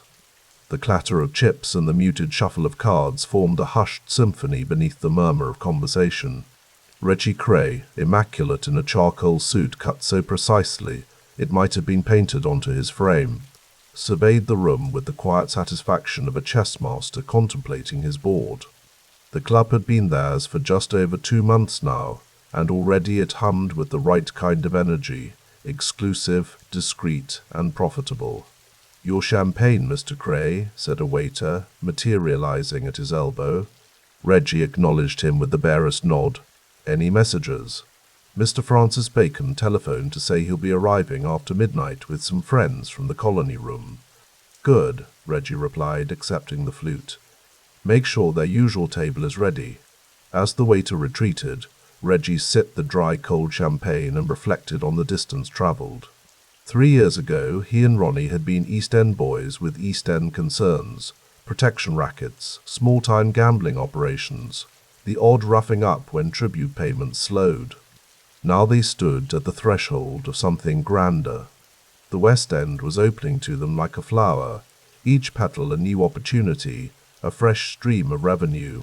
On the far side of the room, his brother Ronnie was engaged in quiet conversation with a distinguished-looking man in his 50s, a junior minister, whose name occasionally appeared in the financial papers. Ronnie's broad shoulders strained against his suit jacket as he leaned forward, listening with uncharacteristic patience. Reggie noted with approval how his twin had modulated his usual intensity. Here in Knightsbridge they were learning a different language of power. Leslie Payne, their business associate with his solicitor's polish, approached with a thin leather folder tucked under one arm. "The membership applications," he said quietly, falling into step beside Reggie as they drifted toward a more private corner. "Including 2 MPs, and that film producer I mentioned. Any concerns?" Reggie asked, accepting the folder. "None that can't be managed. The producer has some gambling debts in cans, but nothing that touches us. The MPs are clean, just looking for discretion." Reggie thumbed through the papers. "And our friend Peter Rockman. Has he settled into the new arrangement?" Payne's smile was thin as a paper cut. "Quite. He understands the parameters of the Esmeralda's deal. I believe he considers it pragmatic to have such associates. Rockman, the notorious slum landlord, had been persuaded, through methods that had required neither baseball bats nor broken fingers, to relinquish his interest in the gambling club. It had been a lesson in West End business why leave blood on the carpet when you could apply the right kind of pressure and walk away with ownership papers. "The Betting and Gaming Act looks certain to pass next year," Payne continued. "We should position ourselves accordingly." Reggie nodded. The coming legislation would transform the landscape, bringing gambling out of the shadows and into the realm of legitimate business. The twins had anticipated this shift months ago, quietly acquiring stakes in clubs that could be quickly converted to legal casinos once the law changed. "I want everything properly structured," Reggie said. "Clean money in, clean money out. The inspectors will be looking for irregularities once the licensing begins. I've prepared a complete corporate structure. Shell companies, nominee directors, the usual architecture." Payne's voice carried the calm assurance of a man who translated criminal enterprise into bureaucratic respectability. Across the club, Ronnie had concluded his conversation with the minister and was now watching a roulette table, his dark eyes following the spinning wheel with predatory focus. Reggie knew that look. His brother was calculating odds not of the game but of the people playing it, assessing weakness, vulnerability, opportunity. A waiter appeared at Ronnie's side with a whiskey, unasked for but precisely timed. Ronnie accepted it without acknowledgement, a king receiving tribute. The gesture wasn't lost on the club's patrons, the subtle theatre of deference that reinforced who truly owned the room. "Excuse me," Reggie said to Payne, and moved to join his brother. "Good conversation?" he asked quietly, nodding toward where the minister had been sitting. Ronnie sipped his whiskey. "He wants protection for a club in Mayfair. Says the local talent is getting rough with the customers.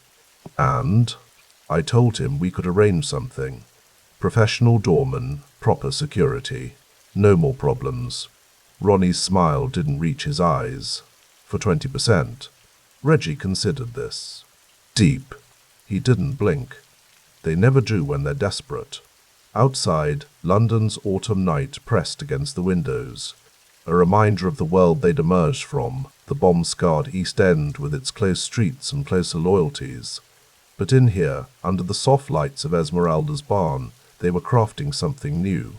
The rough edges of their empire were being sanded smooth, fitted with velvet ropes and membership cards instead of knuckle-dusters and threats. "Lucien Freud's running a tab again," Ronnie said, nodding toward a gaunt man hunched over cards at a far table. "Third time this month." "Let him," Reggie replied. "Having his name associated with the club is worth more than what he loses. It's the principle." "It's business," Reggie countered. "Different principles here." The twins fell silent, watching the room together. Despite their identical DNA, the differences between them had never been more apparent than in these new surroundings. Reggie adapted to the West End's subtler codes, like a chameleon changing colors. Ronnie wore his East End heritage more openly, a badge of authenticity in a world he regarded with suspicion. "Mr. Kray?" A slender doorman materialized at Reggie's side. "There's a gentleman at the entrance. Says he has information about the Clerkenwell situation." Reggie exchanged a glance with Ronnie. The Clerkenwell situation, a rival group attempting to muscle in on a billiard hall they'd recently acquired, was a small matter, but one that required attention. "Show him to the office," Reggie said. "I'll be there shortly." As the doorman departed, Ronnie drained his whiskey. "Want me to handle it?" Reggie hesitated. Ronnie's way of handling situations often left marks, useful in the East End, where reputation flowed from fear, but potentially problematic in their new West End incarnation. "I'll take this one," Reggie said carefully. "These Clerkenwell boys might be useful to us in other ways." Ronnie's jaw tightened almost imperceptibly, but he nodded. The dynamic between them was shifting, recalibrating to the demands of their expanding territory. Where once they had been interchangeable in their approach, direct, unflinching, occasionally brutal, now they were developing specialized roles. Reggie, the strategist and face of legitimate business, Ronnie, the enforcer whose reputation alone often solved problems before they manifested. In the club's small office, Reggie found a nervous young man with thinning hair and quick eyes. He introduced himself as Tommy Wells, a bookkeeper for the Clerkenwell Group. "They're planning to hit your place on Tuesday," he said without preamble. 4 men, baseball bats. "Make a statement, let everyone know they won't be pushed around." Reggie studied him. "And you're telling me this why?" Wells licked his lips. "They shorted my wages. 3rd time running. Said I should be grateful for the work." His fingers drummed nervously on his knee. "I heard you treat your people better." It was an old story, disaffection, opportunity, betrayal, played out in smoky back rooms across London for generations. But in this case, it offered Reggie something valuable, advanced knowledge and time to prepare. "If this information proves accurate," Reggie said carefully, "there could be a place for someone with your skills in our organization." Relief flooded the man's face. "It's solid, Mr. Kray. I swear on my mother's life." Reggie nodded. "We'll see on Tuesday, won't we? In the meantime, go back, act normal. You'll hear from us." After Wells had been escorted out, Reggie returned to find Ronnie deep in conversation with one of their newer acquisitions, a doorman, who had previously worked at a prestigious Mayfair club. The man, built like a wardrobe and nearly as expressive, was nodding solemnly at whatever instructions Ronnie was imparting. "All set?" Reggie asked as the doorman moved away. "Just ensuring our standards are maintained," Ronnie replied. Some of these West End types think a suit makes them a gentleman. Reggie smiled. Speaking of suits, I saw that tailor on Savile Row sent over some fabric samples. Italian wool. Raleigh's expression softened slightly. Quality matters, doesn't it? That's what we're building here. For a moment, they were in perfect alignment. Twins united by a shared vision of elevation, of transformation from street fighters to gentlemen of influence. The club around them hummed with the energy of their ambition made manifest. Later that evening, Francis Bacon arrived with his entourage, bringing a gust of bohemian energy into the club's refined atmosphere. The painter, already notorious for his disturbing canvases and equally disturbing behavior, greeted Reggie with the familiarity of a regular patron. "Magnificent place you've created," Bacon said, his eyes darting around the room like nervous birds. A perfect combination of risk and comfort. Reggie, who had never quite understood Bacon's paintings but recognized the currency of his fame, guided him to a reserved table. "We aim to provide a certain atmosphere." "Oh, you've succeeded marvelously," Bacon replied, already reaching for the champagne a waiter had brought. "There's something deliciously transgressive about playing cards under a crystal chandelier, don't you think? The veneer of civilization over our baser instincts." As Bacon's group settled in, Ronnie appeared at Reggie's side. "The painter's here again," he observed. "Brings in the right crowd." Reggie nodded. "Artists, critics, the Mayfair set. They spend money and talk about where they spent it. Better advertising than we could buy."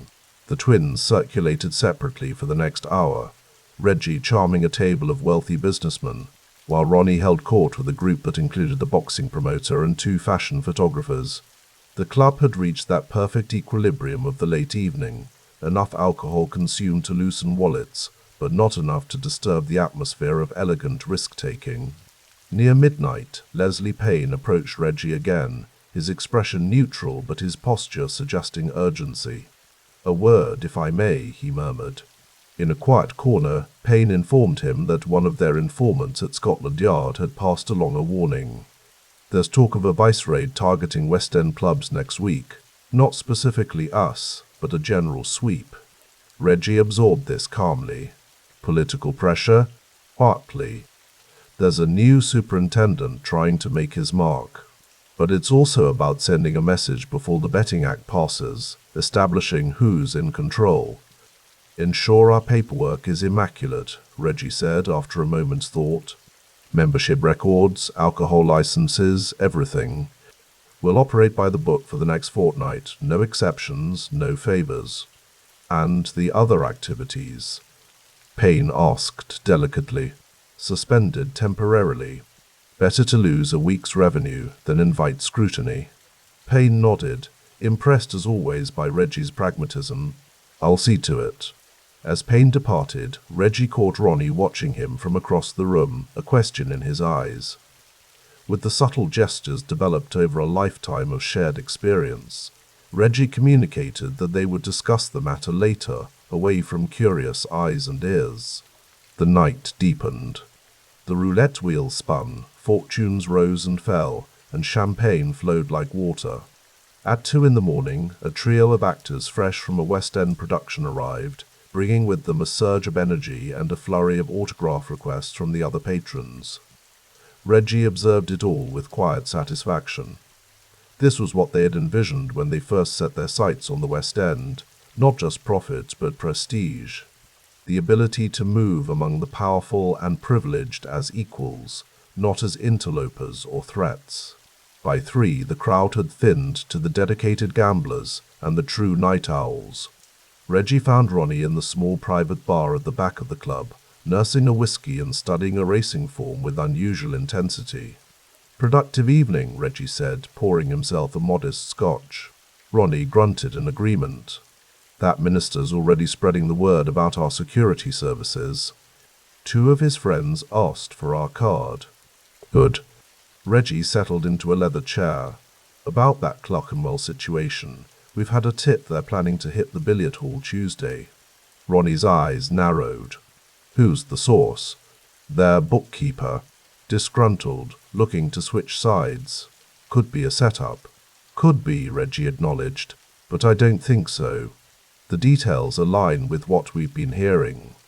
Ronnie set down the racing form. So, what's the play? We prepare a proper welcome. Not here, not anywhere near our West End operations. We contain it, make it clear that while we're expanding our portfolio, we haven't forgotten the old rules. A slow smile spread across Ronnie's face, the expression that had made grown men step back on East End streets. I'll handle the arrangements. Quietly, Reggie emphasized, we have Scotland Yard sniffing around for the next couple of weeks. Everything by the book until that passes. The twins fell into a comfortable silence, each contemplating the chessboard of their expanding empire. The West End foothold they'd established was delicate, a blend of legitimate business, strategic relationships, and carefully applied pressure. Unlike their East End operations, where reputation and fear were currency enough, here they needed to balance intimidation with invitation, threat with theatre. You know, Ronnie said finally, Peter Rackman asked me yesterday if we'd consider taking over another property of his, a club near Piccadilly. Reggie raised an eyebrow, after we squeezed him out of Esmeralda's. That's interesting. Said he'd rather have us as partners than competitors. Smart man. Let's have Payne look into it, Reggie decided. If the betting act passes as expected, having another location ready to convert would be strategic. Outside, the first grey light of dawn was beginning to seep into the London sky. The last patrons were settling their accounts, counting winnings or ruefully acknowledging losses. The twins' driver would be waiting outside with the Jaguar, ready to return them to their East End territory, a daily migration between the worlds they straddled. As they prepared to leave, Reggie paused to survey the club one final time. Esmeralda's barn represented everything they aspired to, legitimate on the surface, profitable beneath, respected and feared in equal measure. It was a template for the future they envisioned, one where the Kray name would be associated not just with East End toughness, but with West End sophistication. Coming? Ronnie asked, already at the door. Reggie nodded, letting his gaze linger just a moment longer on the empty gaming tables, the crystal decanters catching the first pale light of morning. Yes, he said quietly. It's been a good night. Together, the twins stepped out into the awakening city, their identical silhouettes momentarily merged in the misty dawn light, East End boys with West End ambitions, walking the narrow line between underworld and upper crust with a confidence that would become their signature, and their undoing. London's whispered secrets sounded different in 1961. The East End still wore its scars from the Blitz like faded medals, but a new energy pulsed beneath weathered facades.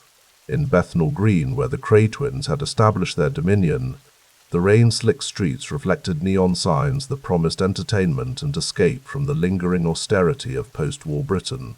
Reggie Kray stood at the window of his office above the Carpenter's Arms, watching cigarette smoke curl toward the ceiling as Leslie Payne carefully arranged ledgers on the desk between them. Outside, a gentle rain tapped against the glass, nature's quiet applause for the empire they were building. It's not enough to be feared anymore, Reggie, Payne said, his voice carrying the measured tone of a man who understood the power of paperwork. We need respectability, legitimacy. Reggie turned from the window, straightening his impeccably tailored suit. At 38, he carried himself with the confidence that came from knowing his name alone could open doors or break them down. I've always understood that, Leslie, Reggie replied, moving to examine the columns of numbers Payne had meticulously recorded. But Ron sometimes forgets there's more to power than making men tremble. Payne adjusted his glasses, a scholarly figure amid the underworld machinations. That's why I've restructured everything. On paper, you're businessmen with diverse interests, clubs, property investments, entertainment bookings. His finger traced a line in the ledger. The gambling proceeds from the Double R Club become entertainment fees. The protection money is security consulting. Poetry, Reggie remarked with genuine admiration. Absolute poetry. The rain intensified outside, drumming against the window as London settled into evening. In the corner, a telephone rang. Reggie answered, his voice transforming into something warm and charming, the voice he used for the world above ground, the legitimate world they were increasingly penetrating. "Barbara, wonderful to hear from you. Yes, Thursday would be perfect. We'll reserve your usual table." He replaced the receiver and smiled at Payne. "Barbara Windsor, becoming quite the regular. The celebrities are good for business, both businesses." Payne nodded, understanding the dual meaning. With each famous face that graced their establishments, the Kray's reputation shifted incrementally from feared gangsters to East End businessmen made good. The Richardson situation, Payne ventured carefully. "It needs consideration." Reggie's expression hardened momentarily before he mastered it. The Richardson gang's control south of the Thames created a natural boundary, but tensions had been simmering. Territorial ambitions rarely respected rivers. "Charlie and Eddie understand boundaries," Reggie said, his tone deceptively casual. "As long as they stay south, we'll stay cordial. And if they don't?" Reggie didn't answer immediately. Instead, he pulled out a cigarette case, offering one to Payne before lighting his own. The flame briefly illuminated the hard angles of his face. "Then London will learn why the Thames has always been a border." Across town, in the more refined surroundings of Mayfair, Ronnie Kray sat in a private booth at Esmeralda's Barn, their West End gambling club. The contrast between the East End pub and this velvet-draped establishment spoke volumes about the twins' expanding reach. Around him, the careful murmur of gambling mingled with crystal glasses clinking and discreet laughter. Beside him sat a well-known politician whose name would never appear in the gossip columns in connection with the club. Ronnie, heavier than his twin and with glasses that gave him an oddly studious appearance, smiled as he poured champagne. "The beauty of this arrangement," Ronnie said, his voice carrying the distinctive East End cadence despite the luxurious surroundings, "is discretion. What happens here stays here." The politician nodded gratefully, relaxing for perhaps the first time that day. "That's becoming a rare commodity in London these days." Ronnie watched as a waiter approached with more champagne. The staff moved with clockwork precision, another detail that elevated their establishment above the typical gambling den. Everything here spoke of legitimacy, of respectability, the very image Leslie Payne had been crafting for them since 1961 began. "We understand value," Ronnie continued once they were alone again. "The value of relationships, of trust." The words carried weight beyond their surface meaning, and the politician understood the unspoken contract being acknowledged. Later, after the politician departed, Ronnie remained in the booth, observing the room. Judy Garland had just arrived with an entourage, bringing with her the magnetic energy of Hollywood. Her laughter carried across the room, drawing eyes and creating exactly the atmosphere the Krays cultivated, exclusive, exciting, brushed with stardust. The club manager approached, leaning down to whisper in Ronnie's ear. "Call from Reggie, Mr. Kray. Says it's important." Ronnie nodded and made his way to the office, passing through the gaming floor where wealthy patrons barely looked up from their cards and dice. In the private office, with the door closed against the club's ambient noise, he picked up the phone. "Reg," he said simply. "We need to meet tonight." Reggie's voice came through the line.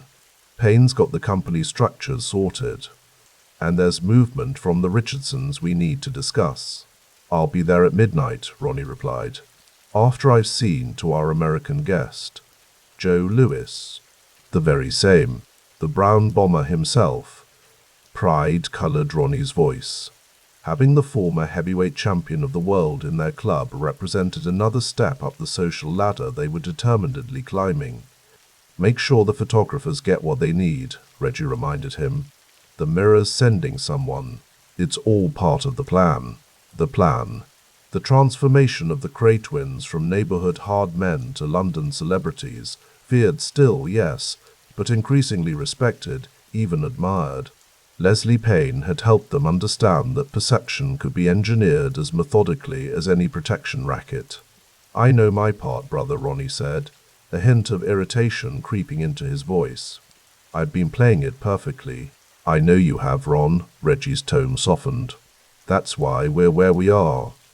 After hanging up, Ronnie returned to the club floor, seamlessly slipping back into the role of gracious host.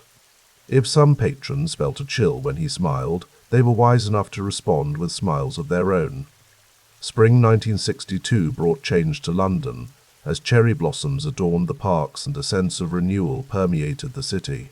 In a sleek office in central London, far from the East End streets where they'd grown up, Leslie Payne spread architectural plans across a polished table as Reggie and Ronnie studied them with interest.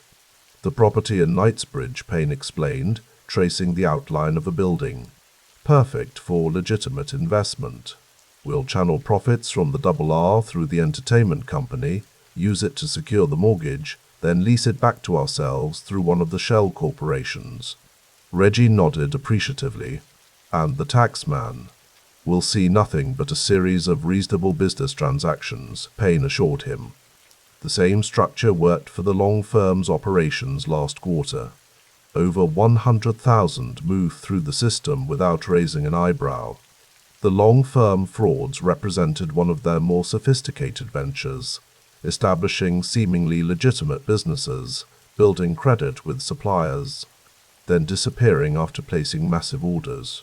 The profits flowed through Payne's carefully constructed corporate labyrinth, emerging clean on the other side. "And our friends at the bank?" Ronnie asked, adjusting his glasses. "Fully cooperative," Payne replied with a thin smile. "Their mortgage officer found our terms most persuasive." The twins exchanged a look of satisfaction. Their empire was expanding beyond protection rackets and gambling.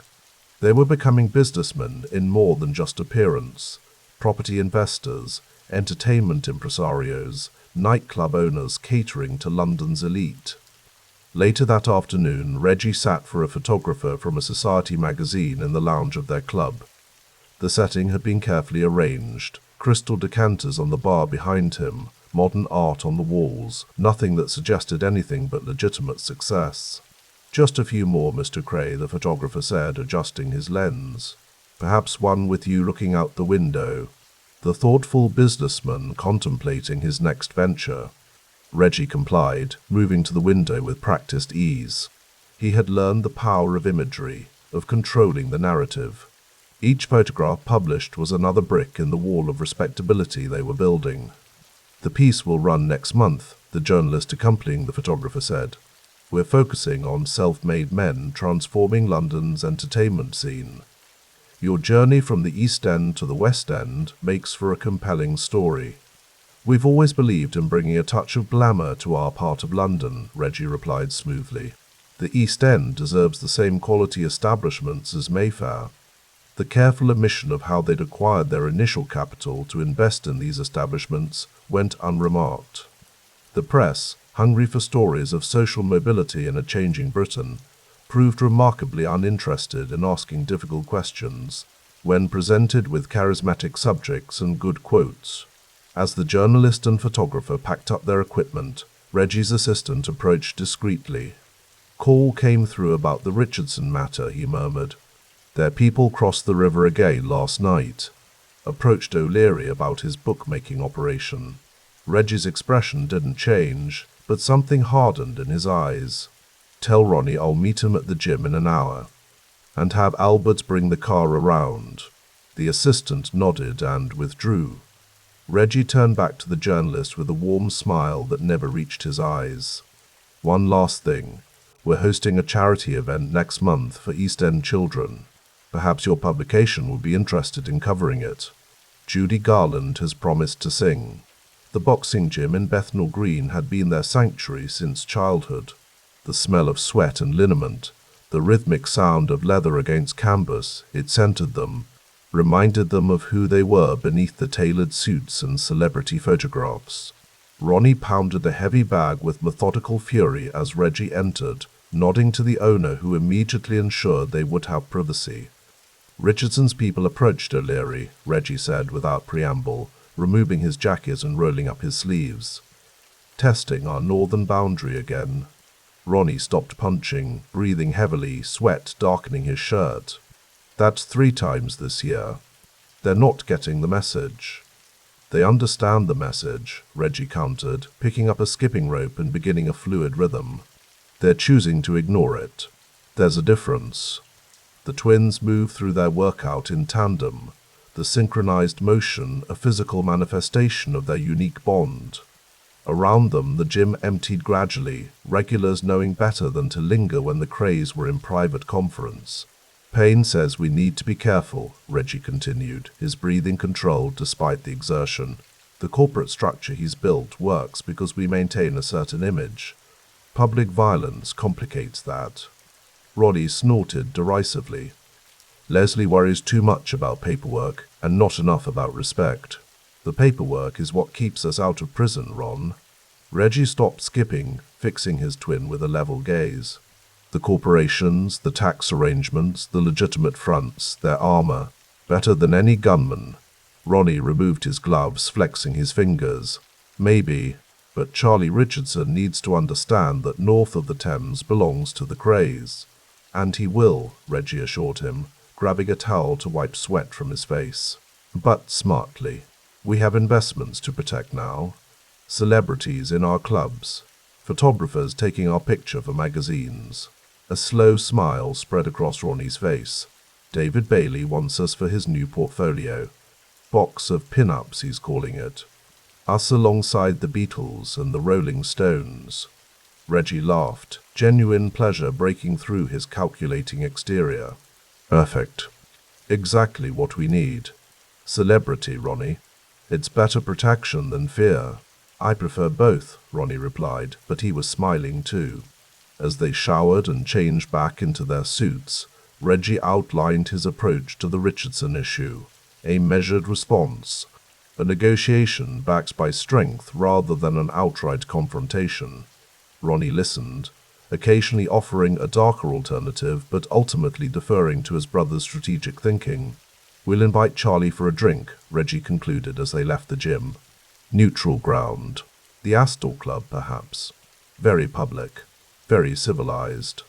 And if civility fails? Ronnie asked quietly. Reggie straightened his tie, checking his reflection in a storefront window. Then we remind them why the river has always been a border. But discreetly, Ron. Always discreetly now.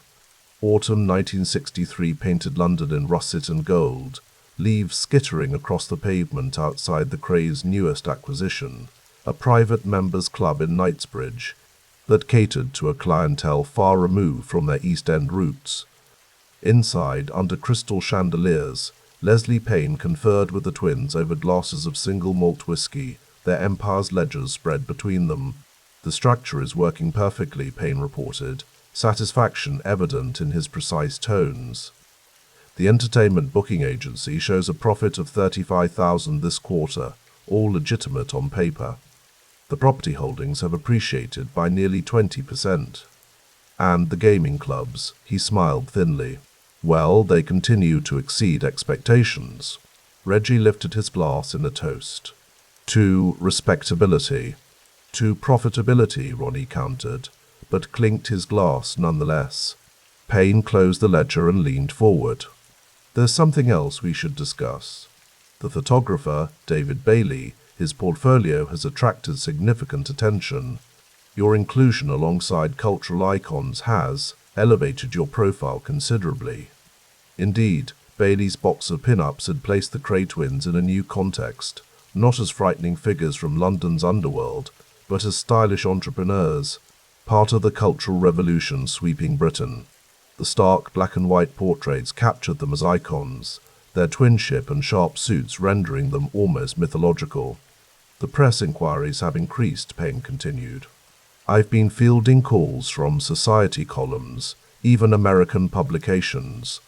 Reggie nodded thoughtfully. We control the narrative. We're businessmen who happen to operate in rough areas. East End boys made good. Philanthropists, Ronnie added with a smirk.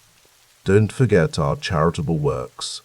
The charity galas had become another element of their public relations strategy. Carefully orchestrated events where celebrities mingled with businessmen and the occasional politician, all under the benevolent gaze of the Kray twins. Each photograph published, each favorable mention in the society pages, built their new image brick by brick. The Richardson situation has quieted, Reggie noted, changing the subject. Our conversation with Charlie proved effective. Payne raised an eyebrow. Just a conversation. Sometimes words are enough, Reggie replied evenly, especially when the reputation behind those words is well established. The truth was more complex. The meeting of the Astor Club had indeed been civilized, but the message delivered had been unmistakable. The Kray's territorial claims would be respected, or consequences would follow. The Richardsons, dealing with their own challenges, maintaining control south of the river, had wisely chosen to focus their energies elsewhere. The police commissioner's charity dinner next month, Payne said, consulting his diary. You've both received invitations. I strongly suggest you attend. Ronnie laughed, the sound sharp in the elegant room. Breaking bread with the very men who'd love to see us behind bars. There's irony for you. There's strategy, Reggie corrected. Being seen in such company, contributing generously to police charities, it creates cognitive dissonance. How can we be criminals when we're shaking hands with Scotland Yard's finest? Payne nodded approvingly. Precisely. Perception is reality, gentlemen. Or at least, it can be if managed properly. As the meeting concluded and Payne gathered his papers, Reggie moved to the window, looking out over the London skyline as darkness fell. Lights winked on across the city, their city increasingly, from the East End clubs where they'd started, to the West End establishments where celebrities now sought their company. The Kray empire had expanded beyond anything they might have imagined in their youth. Ronnie joined him at the window, their reflections overlapping in the glass. Not bad for a couple of lads from Valence Road, Ronnie said quietly. We're just getting started, Reggie replied. Leslie's corporate structures, the celebrity connections, the press strategy, it's all foundation building. The real empire is still to come. Outside, a light rain began to fall, softening the city's edges. Below them, a chauffeur-driven Jaguar waited to take them to their next appointment, a private dinner where a cabinet minister would be in attendance. London spread before them like a tapestry of opportunity, each glittering light representing potential to be harnessed. The transformation was nearly complete. No longer just feared enforcers, they had become London characters, celebrated for their style and audacity as much as they were whispered about for their ruthlessness. Leslie Payne's corporate web had given them legitimacy, their own careful cultivation of celebrity had given them visibility. And in the shadows between these two worlds, the legitimate and the criminal, the twins moved with increasing confidence, understanding that power existed in both realms and could be leveraged most effectively by those who knew how to navigate the boundaries between them. As they left the club and settled into the leather seats of the Jaguar, Reggie glanced at his watch. We'll need to make an appearance at Esmeralda's after dinner. Barbara Windsor's bringing some theatre friends. Good for business. Roddy nodded, adjusting his cufflinks, gold, with small diamonds catching the light from passing street lamps. The glamour of it all, he said, with only the slightest hint of irony. Who'd have thought it? The rain intensified as they drove through London streets, washing the city clean as night descended. Behind them, in offices and back rooms, Leslie Payne's carefully constructed financial architecture continued to transform their enterprises, laundering both money and reputation with equal efficiency. London, changing rapidly in these early years of the 1960s, barely noticed the parallel transformation of the Kray twins. By the time the city recognized what was happening, they had already established themselves as more than mere gangsters. They had become institutions, their names woven into the fabric of London itself. The car glided through the wet streets, carrying them toward another evening of carefully calibrated appearances. Another step in their long journey from the shadows into the light, a journey that, for now at least, seemed unstoppable. It was during those curious days of 1964 when London seemed to shift beneath the twins' feet, not trembling in fear as many assumed, but rather adjusting itself to accommodate their expanding shadow. The Krays had become fixtures in a city where fixtures were being rapidly replaced, old terraces giving way to concrete towers, tradition yielding to the modern. Reggie Kray stood at the window of his flat, watching rain trace silver threads down the glass. The wireless played softly in the background, the Kinks singing about the Waterloo sunset. He straightened his cufflinks, platinum with small diamonds that caught the lamplight. Behind him, the telephone rang. "Yes?" He answered, his voice quiet but precise. "It's done," said the voice on the other end. The mirrors backing off completely. Settlements agreed at 40,000. Reggie allowed himself a small smile. Lord Boothby must be pleased. Relieved is more like it. His letter to the Times did the trick. Strong denial, all very proper. Nobody wants to look too closely now. And the police inquiry, melting away like morning frost. Commander's got the message from upstairs. Certain doors aren't to be knocked on. After he hung up, Reggie poured himself a measure of scotch. £40,000 was serious money, the kind of settlement that made editors blanch and lawyers counsel caution. All because the Sunday Mirror had hinted, ever so carefully, at a relationship between a certain peer of the realm and Ronnie. The photograph they'd obtained, Lord Boothby and Ronnie at a gathering, had been damning in its implications rather than its content. The libel settlement was more than money. It was a shield. Across town in their club, Esmeralda's Barn, Ronnie Kray was holding court. The club hummed with quiet conversation, ice clinking against crystal, smoke curling toward the ceiling in lazy spirals. The lighting was deliberately dim, flattering to the aging actors and rising singers who frequented the place. A pianist played something melancholy in the corner. Ronnie sat in his usual booth, a half-smile playing on his lips as he spoke with a nervous young man who managed a string of betting shops in Stepney. The young man's hands trembled slightly as he reached for his drink. "You understand," Ronnie was saying, his voice surprisingly soft. "We're offering protection in uncertain times. There are elements who don't respect the proper way of doing business." "Yes, Mr. Kray, of course," the man nodded quickly. "It's just that the payments are an investment," Ronnie finished for him, the half-smile never wavering. "My brother and I believe in community, in looking after our own. Don't we, Teddy?" Teddy Smith, lounging nearby with a cigarette, nodded. "The firm takes care of its friends." The betting shop manager looked between them and saw the calculation beneath the courtesy. "I'll have it sorted by Friday, Mr. Kray." "Excellent," Ronnie said, patting the man's hand. "Now have another drink. The band's coming on soon." After the man left, Teddy slid into the booth beside Ronnie. "He'll pay." "Of course he will," Ronnie replied. "They all do now." "The Boothby business has everyone talking," Teddy observed, lowering his voice. "Scotland Yard backing off like that. Makes people think twice, doesn't it?" Ronnie's eyes gleamed in the low light. "Let them think what they like.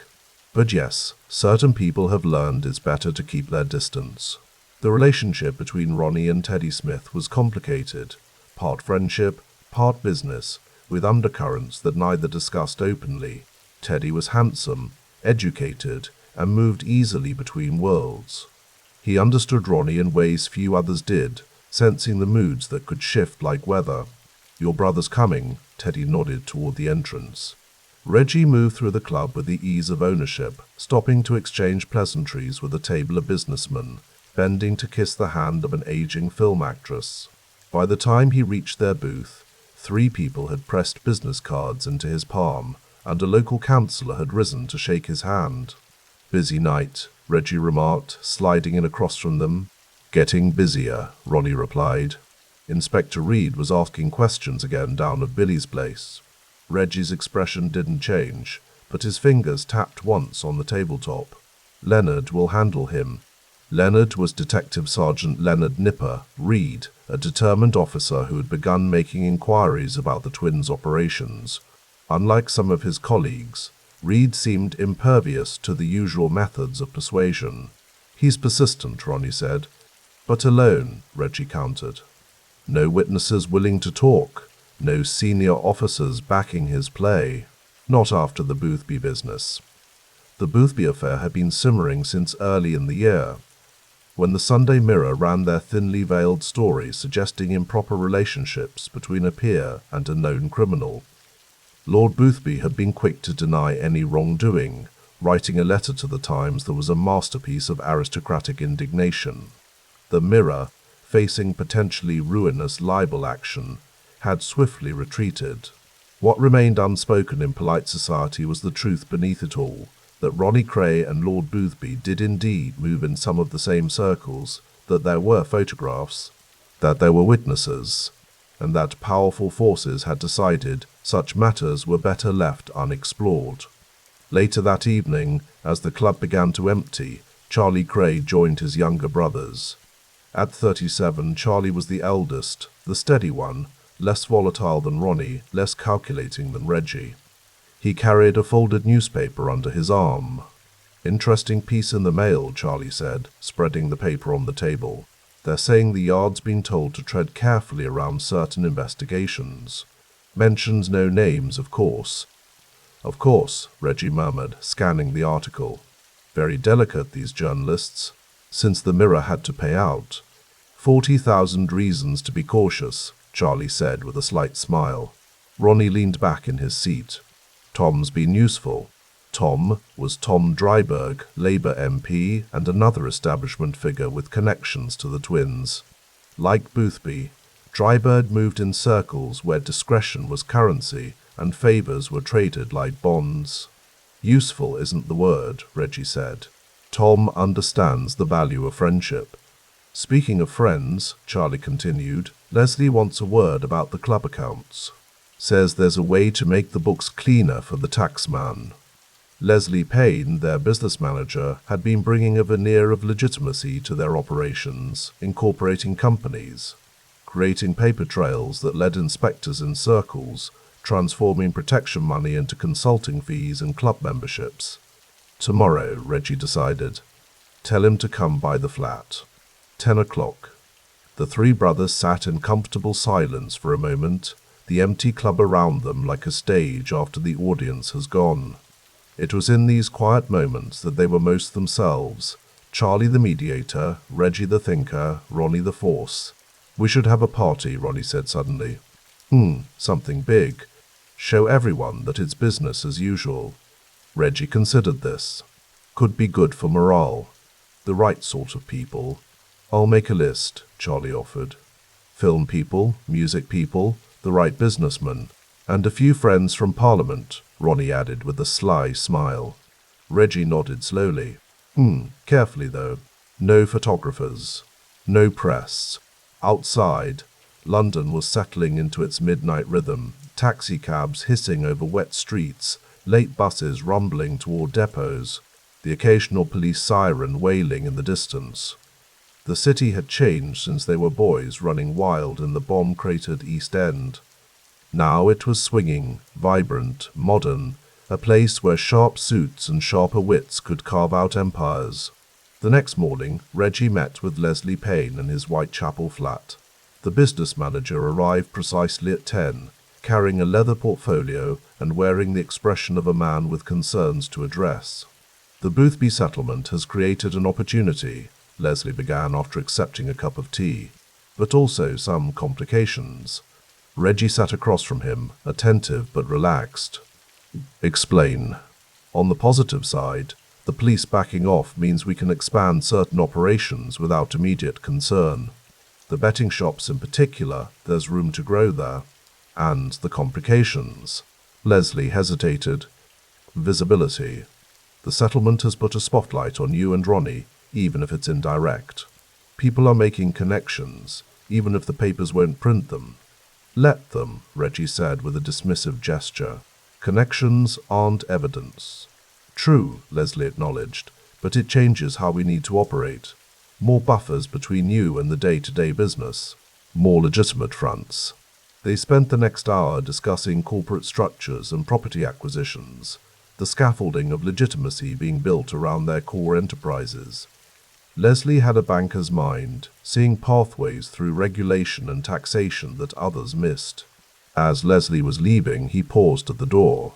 "There's one more thing." Inspector Reed, he's been interviewing people in Bethnal Green, former associates. Reggie's expression didn't change. Anyone talking? Not yet. But he's persistent. Keep an ear out, Reggie said. Let me know if that changes.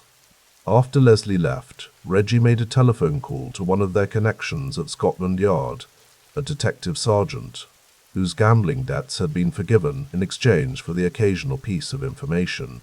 The conversation was brief and coded, but the message was clear. Any files relating to the Krays were of interest.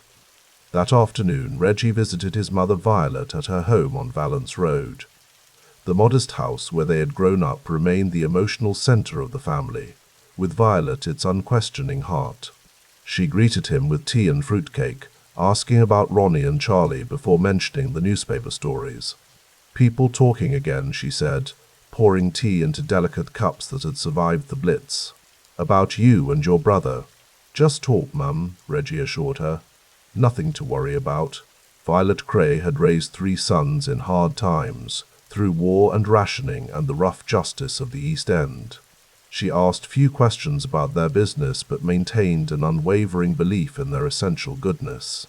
That policeman came around again, she mentioned. The small one with the mustache. Reed? Reggie asked, his casual tone betraying nothing of his interest. That's him. Asked about who visits the house. I told him my boys have lots of friends, all very respectable. Reggie smiled. You did right, Mum. I know my sons, she said firmly. Always looking after people, that's what you do. Your father would be proud. Charles Kray Sr. had died in 1983, leaving Violet as the family's emotional anchor. Her loyalty was absolute, her home a sanctuary where the harder realities of their world remained outside. Later that week, Ronnie and Reggie attended the private dining room at the Dorchester Hotel. The event was ostensibly a charity fundraiser, but in reality, it was a carefully orchestrated opportunity for various power brokers to meet without scrutiny. The twins arrived in matching suits, their driver waiting outside, their presence causing a ripple through the assembled guests. Bankers, property developers, a junior minister. 2 high-ranking police officials. The message was clear. The Krays were not merely tolerated in these circles, they were expected. Reggie, Ronnie, a silver-haired man, greeted them warmly. He was Sir Gerald Hampton, a property developer with significant holdings in East London. Glad you could make it. There are some people I'd like you to meet. The introductions were made with careful language, business associates, community leaders, entrepreneurs. The twins played their parts with practiced ease. Reggie charming and articulate, Ronnie watchful and imposing. At one point, Ronnie found himself in conversation with one of the police officials, a commander from a district well away from their operations. Interesting times, the commander observed, swirling brandy in a crystal glass. That business with the Sunday Mirror. Quite the settlement. Newspapers should be more careful, Ronnie replied with a thin smile. Reputations matter. Indeed they do, the commander agreed. By the way, there's a detective in the East End division bit of a crusader type. Name of Reed. Hall, is there? Ronnie's expression revealed nothing. Between us, the commander continued, lowering his voice, he's not particularly well regarded upstairs. Bit of a lone wolf. Unlikely to make superintendent. The message was clear. Reed lacked institutional support. His investigations were his own, not backed by the full weight of Scotland Yard. Always good to know the landscape, Ronnie said. Across the room, Reggie was engaged in conversation with Sir Gerald, and a nervous-looking man introduced to the planning officer for Tower Hamlets Council. Your application for the development on Commercial Road, Sir Gerald was saying, seems to have hit some bureaucratic snags. Unfortunate, Reggie replied. It would bring jobs to the area. The planning officer cleared his throat. There are procedures, you understand. Committees to satisfy. Of course, Reggie nodded. But committees are made up of people, and people can be persuaded of the merits of progress.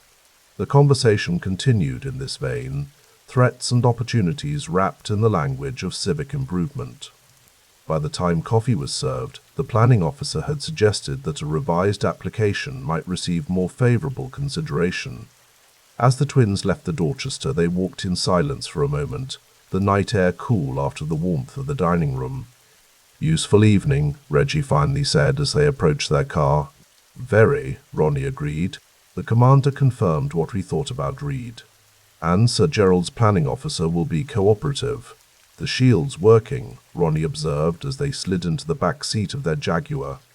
"Nobody wants to end up like the Mirror." The shield was their term for the protective effect of the Boothby scandal, the way it had demonstrated the costs of challenging those with establishment connections. What had begun as a potential disaster had transformed into an asset, enhancing their aura of untouchability. Their driver pulled away from the curb, the Jaguar purring through the late-night streets of Mayfair toward the East End. London after dark was their natural habitat, a city of opportunity and shadow where the usual rules bent for those who understood the true power structures. The following Sunday, the twins attended a gathering at their club. It wasn't a formal affair, but rather a strategic display, a tableau of influence for prospective associates to witness. A local boxing promoter was there, along with several businessmen looking to expand into the East End. A popular singer had stopped by, bringing an actress from a television police drama. In the corner, a member of the Greater London Council chatted with Charlie. "Business is good," Reggie observed to the boxing promoter. "Your fights last month sold out, I hear." "Thanks to your help with the venue," the promoter acknowledged. "Couldn't have done it without you." "That's what friends are for," Reggie said smoothly. "Supporting local talent." Nearby, Ronnie was explaining to a potential recruit, a former amateur boxer with a reputation for reliability, how the firm operated. "We're businessmen," Ronnie said, his voice carrying that peculiar intensity that could be either hypnotic or terrifying. "We solve problems for people, create opportunities." "I've heard stories," the young man said cautiously. "Stories are just that," Ronnie replied. "The truth is simpler. We protect what's ours. We look after our own. We deal fairly with those who deal fairly with us." The implicit threat hung in the air, unnecessary to voice. Everyone in London had heard what happened to those who didn't deal fairly with the Krays. As the evening progressed, Teddy Smith arrived with news. He beckoned the twins to a private corner, his expression suggesting the information was sensitive. "Reed's been talking to Cornell," he said quietly. George Cornell was a member of the rival Richardson gang from South London. Bad blood had existed between the groups for years, territorial disputes and personal animosities simmering beneath uneasy truces. "Saying what?" Reggie asked. "Nothing specific yet," Teddy replied. "But they've met twice now, at a pub in Bermondsey." Ronnie's jaw tightened. "Cornell's always been a problem." "He's just talking," Reggie said calmly. "Like everyone talks. Without witnesses, without evidence, it's just air." "For now," Ronnie muttered. The information colored the remainder of the evening, a reminder that their position, while strong, required constant vigilance. Enemies remained, both in uniform and in the shadows of rival firms. Later that night, after the guests had departed and only the inner circle remained, the twins discussed strategy with Charlie and their closest lieutenants. "We need to send a message," Ronnie insisted. "Cornell needs to understand the consequences." Quietly, Reggie cautioned, "Nothing that draws attention. Nothing that gives Reed what he's looking for." Charlie, ever the mediator, suggested a middle path. A conversation first. Reminder of mutual interests.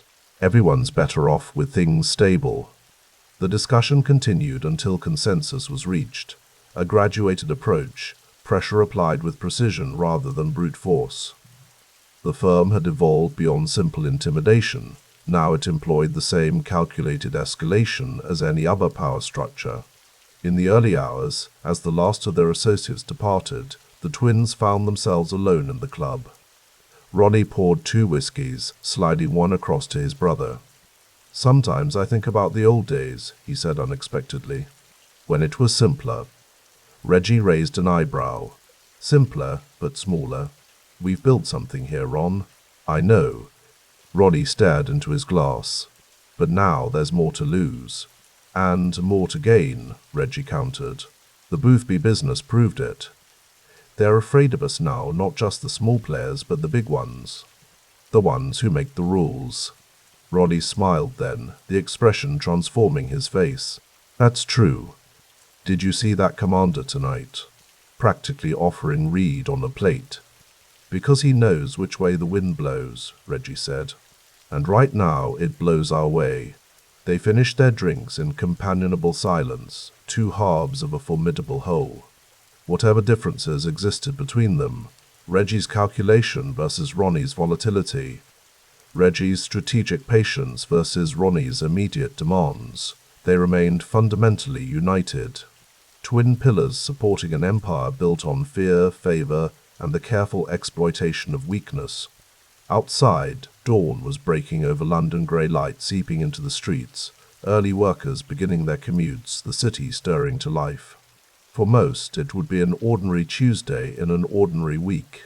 For the Krays, it was another day in an extraordinary year, a year when the shields they had built proved their worth, when the heat they had feared had dissipated in the face of establishment embarrassment and media caution. The Boothby affair had taught them an invaluable lesson. In a society governed by appearances, those who could threaten reputations held a power that transcended physical force. It was a lesson they would apply with increasing confidence in the months to come, expanding their reach, consolidating their position, believing themselves to be not merely protected, but untouchable. They couldn't know that this very belief, this sense of invulnerability born from the events of 1964, would ultimately sow the seeds of their downfall. For now, as they stepped out into the awakening city, they were simply the Kray twins, feared, respected, connected. London was their stage, and they were giving the performance of their lives. The fog rolled in across the East End on a grey morning in March of 1965, transforming the streets of Bethnal Green into something from another time. Light spilled weakly from storefronts, cutting yellow rectangles through the mist as shopkeepers prepared for the day ahead. A black Jaguar slid silently along Valence Road, its tires whispering over wet cobblestones. Behind the wheel, Reggie Kray guided the vehicle with an easy confidence, his eyes darting occasionally to the rearview mirror. Late payments becoming a habit with this one, he said, his voice low and controlled. Beside him in the passenger seat, his identical twin brother Ronnie stared straight ahead, face impassive behind thick-framed glasses. His fingers drummed a restless rhythm against the leather-bound ledger in his lap. "Then we'll break the habit," Ronnie replied, his words dropping like stones into a deep well. "Full as that?" The brothers shared more than their genetic code.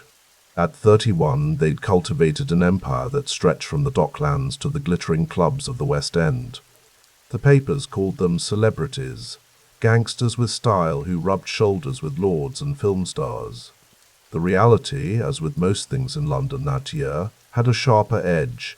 Parked outside a modest bookmaker's shop, Reggie adjusted his cufflinks, gold, understated, a Christmas gift from his mother Violet.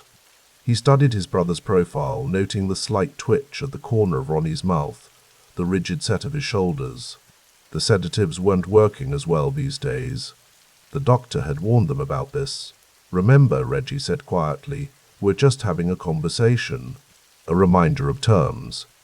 Ronnie turned to him, a smile spreading slowly across his face that didn't quite reach his eyes. "Horse, Reg.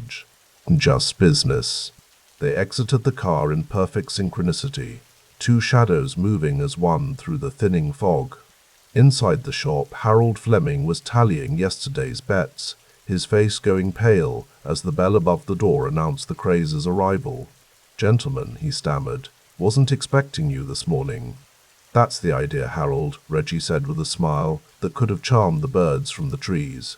He leaned casually against the counter while Ronnie began a slow circuit of the small office, fingers trailing along the walls. "Surprise visits keep everyone honest, don't they? I was going to come round later today, I swear it," Fleming said, eyes following Ronnie's movement.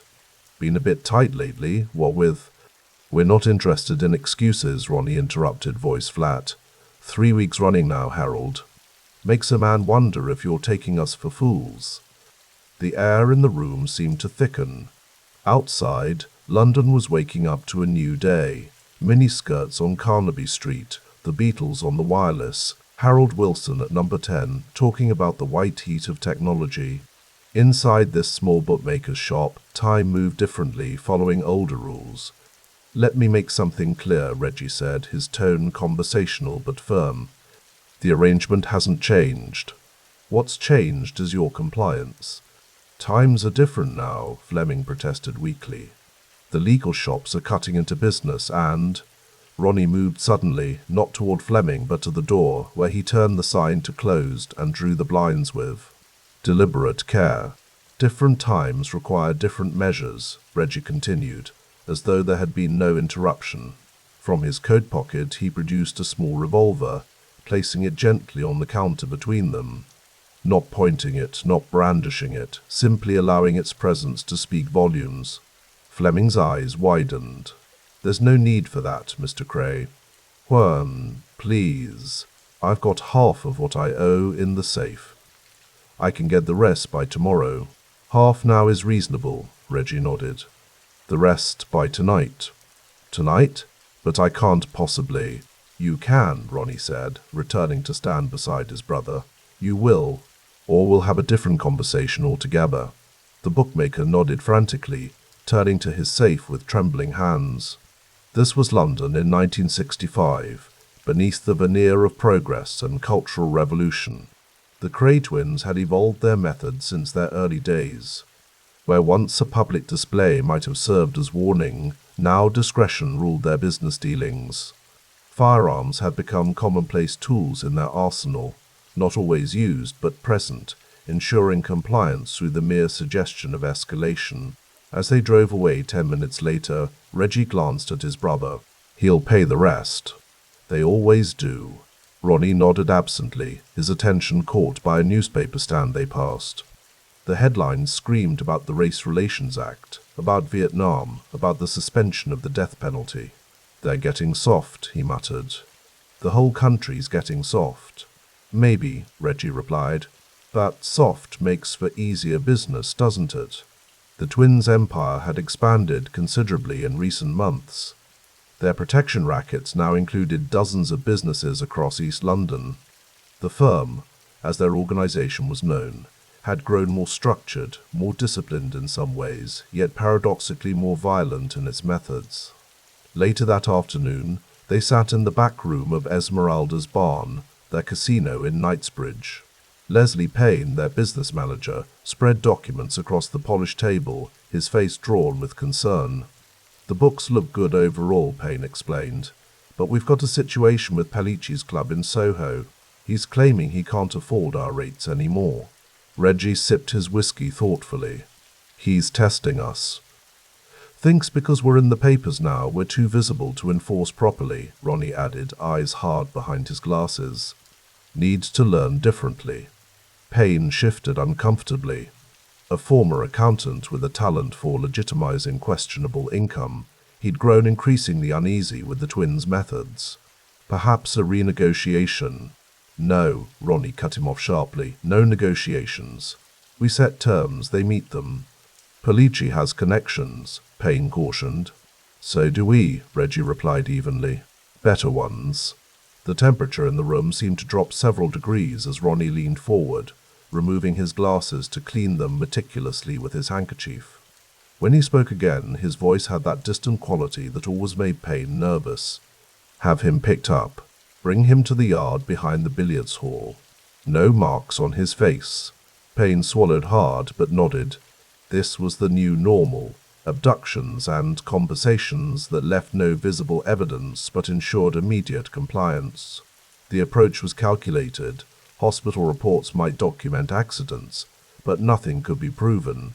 "And the Richardson situation?" Payne asked, changing the subject. The Richardsons, Charlie and Eddie, ran their own operation south of the river. An uneasy truce had existed between the gangs for years, but tensions were mounting.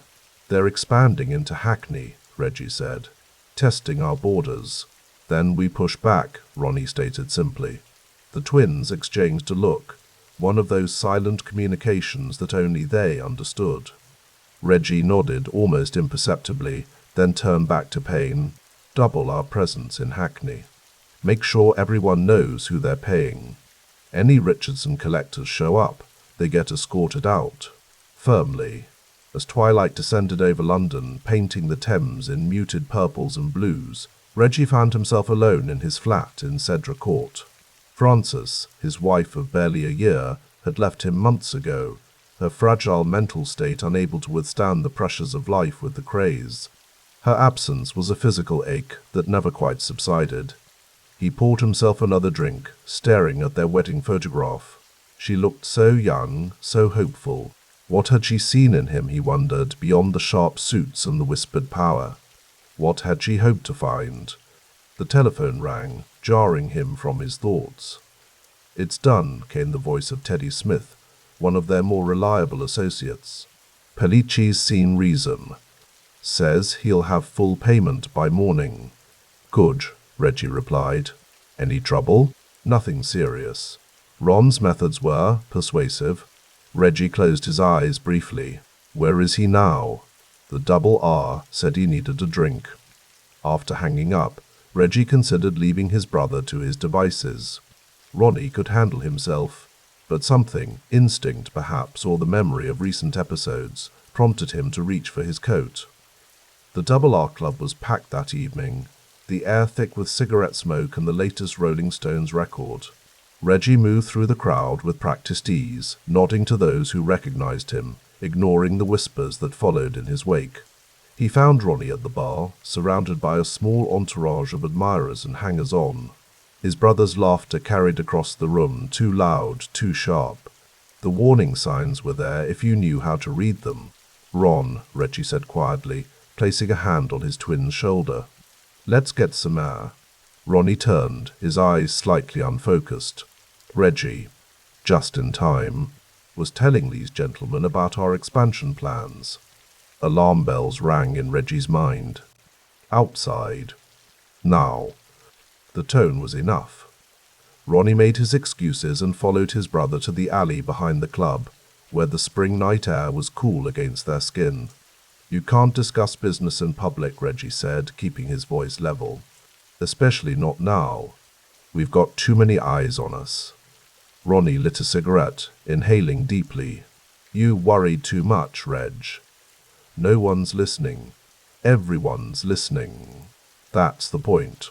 We're not just local boys anymore." "No," Ronnie agreed, suddenly serious. "We're more. We're something they've never seen before."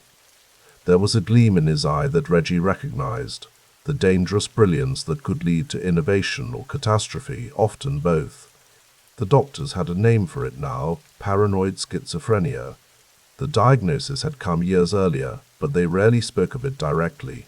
The medication helped sometimes, dulled the edges, but it couldn't change the fundamental wiring of Ronnie's mind. "The thing is," Ronnie continued, gesturing with his cigarette, "people respect strength. Direct action. All this business with paperwork and fronts. It's necessary, I get that. But at the end of the day, they pay us because they're afraid not to.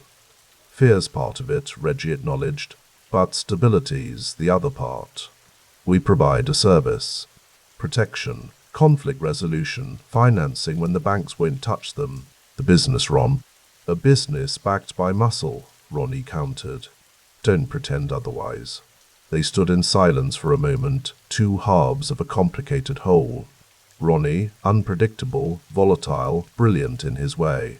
Reggie, strategic, controlled, the public face of their operation. Together they had built something extraordinary, but the foundation seemed increasingly unstable. "The Pellici job," Reggie said finally. "You went too far." Ronnie's expression hardened. "He'll pay now, won't he?" "That's not the point." "It's exactly the point." Ronnie flicked his cigarette away, embers scattering like tiny fireworks against the pavement. "We can't afford to look weak. Not now." A police car rolled slowly past the mouth of the alley, its blue light washing over them briefly before continuing on its way. Both brothers watched it pass without comment. "Come back to mine," Reggie suggested. We'll have a proper drink, talk about the Richardson situation. Ronnie hesitated, then nodded. The moment of tension passed, submerged beneath their lifelong bond. Whatever their differences, they remained united against the world. In the weeks that followed, their approach to business continued its evolution. The balance between management and muscle tipped increasingly toward the latter. Bookmakers who fell behind found themselves facing escalating consequences. Club owners who questioned tribute rates received object lessons in the cost of defiance. On a rain-soaked evening in April, they convened a meeting of the firm's inner circle at a safe house in Walthamstow. Present were their most trusted lieutenants, Big Pat Connolly, Teddy Smith, Ronnie Hart, and their older brother Charlie, who handled much of their legitimate business. "The situation's changing," Reggie explained, standing at the head of the table. "Police attention is increasing. We need to be smarter, more disciplined." "What Reg means," Ronnie interjected, "is that we need to be more careful about who knows what." "Compartmentalization." Charlie nodded thoughtfully. "Makes sense. Too many of our associates are getting loose-lipped after a few drinks." "Exactly," Reggie agreed. "From now on, collection routes change weekly. Different pairs, different schedules. Anyone asks questions they shouldn't, you report it immediately. And firearms," Ronnie added. "Standard equipment for all collections over £50. This raised eyebrows around the table. While guns have been used before, making them standard practice represented a significant escalation. "Is that necessary?" Charlie asked carefully. "Carrying means longer sentences if anyone's pinched. Only if they're caught with them," Ronnie countered. "And the message it sends is worth the risk. Pull a gun once, word gets around. Makes the next 10 collections easier." Reggie studied the faces around the table, gauging reactions. Some showed concern, others approval. The direction they were taking was clear, harder, more intimidating, less room for negotiation. It worried him sometimes, but he couldn't deny the effectiveness. "One more thing," he said. "The Richardsons made a move on Hanbury Street yesterday. Tried to take over Soligold's export business." Teddy Smith leaned forward. "What did they offer him?" "Protection at half our rate," Reggie replied, with the implied threat that refusing would be unwise. A tense silence fell over the room. The rivalry with the Richardson gang had been simmering for years, but direct encroachment on established territory was a clear provocation. "Solly called us right away," Ronnie said with a tight smile. "Loyal, but others might not be. We need to send a message." "What kind of message?" Pat Connolly asked. Reggie exchanged a look with his twin. "The kind that can't be misinterpreted. Ron and I will handle the details. For now, I want extra attention on our borders. Any Richardson faces show up on our turf, we want to know immediately." As summer approached, bringing with it the bright colors and optimism of a changing London, the Kray twins' operation continued its two-track evolution. In public, they were celebrities, photographed at nightclubs with actors and singers, discussed in newspaper gossip columns, even approached for endorsements. Behind this glamorous facade, their methods grew increasingly severe. Kidnappings became a standard response to serious infractions. Firearms appeared more frequently in enforcement activities. Ronnie, in particular, seemed to take satisfaction in developing creative punishments for those who crossed them. One June evening, as they drove through Whitechapel after inspecting a new property acquisition, Reggie noticed his brother's unusual quietness. "Something on your mind?" he asked. Ronnie gazed out at the passing streets, at the young people in their modern clothes, at the changing face of the East End they'd grown up in. "Sometimes I wonder if we've gone far enough," he said finally. "If we're playing the long game properly." "What do you mean?" "Look at the papers, Reg. The world's changing. The old rules are breaking down everywhere. Maybe we're thinking too small." Reggie frowned. "We control most of East London. We've got interests in clubs across the West End. We're doing fine. For now," Ronnie agreed. "But the police are getting bolder. That detective inspector, Reed, he's been asking questions again, and the Richardsons think they can challenge us directly. So we handle it, Reggie said simply.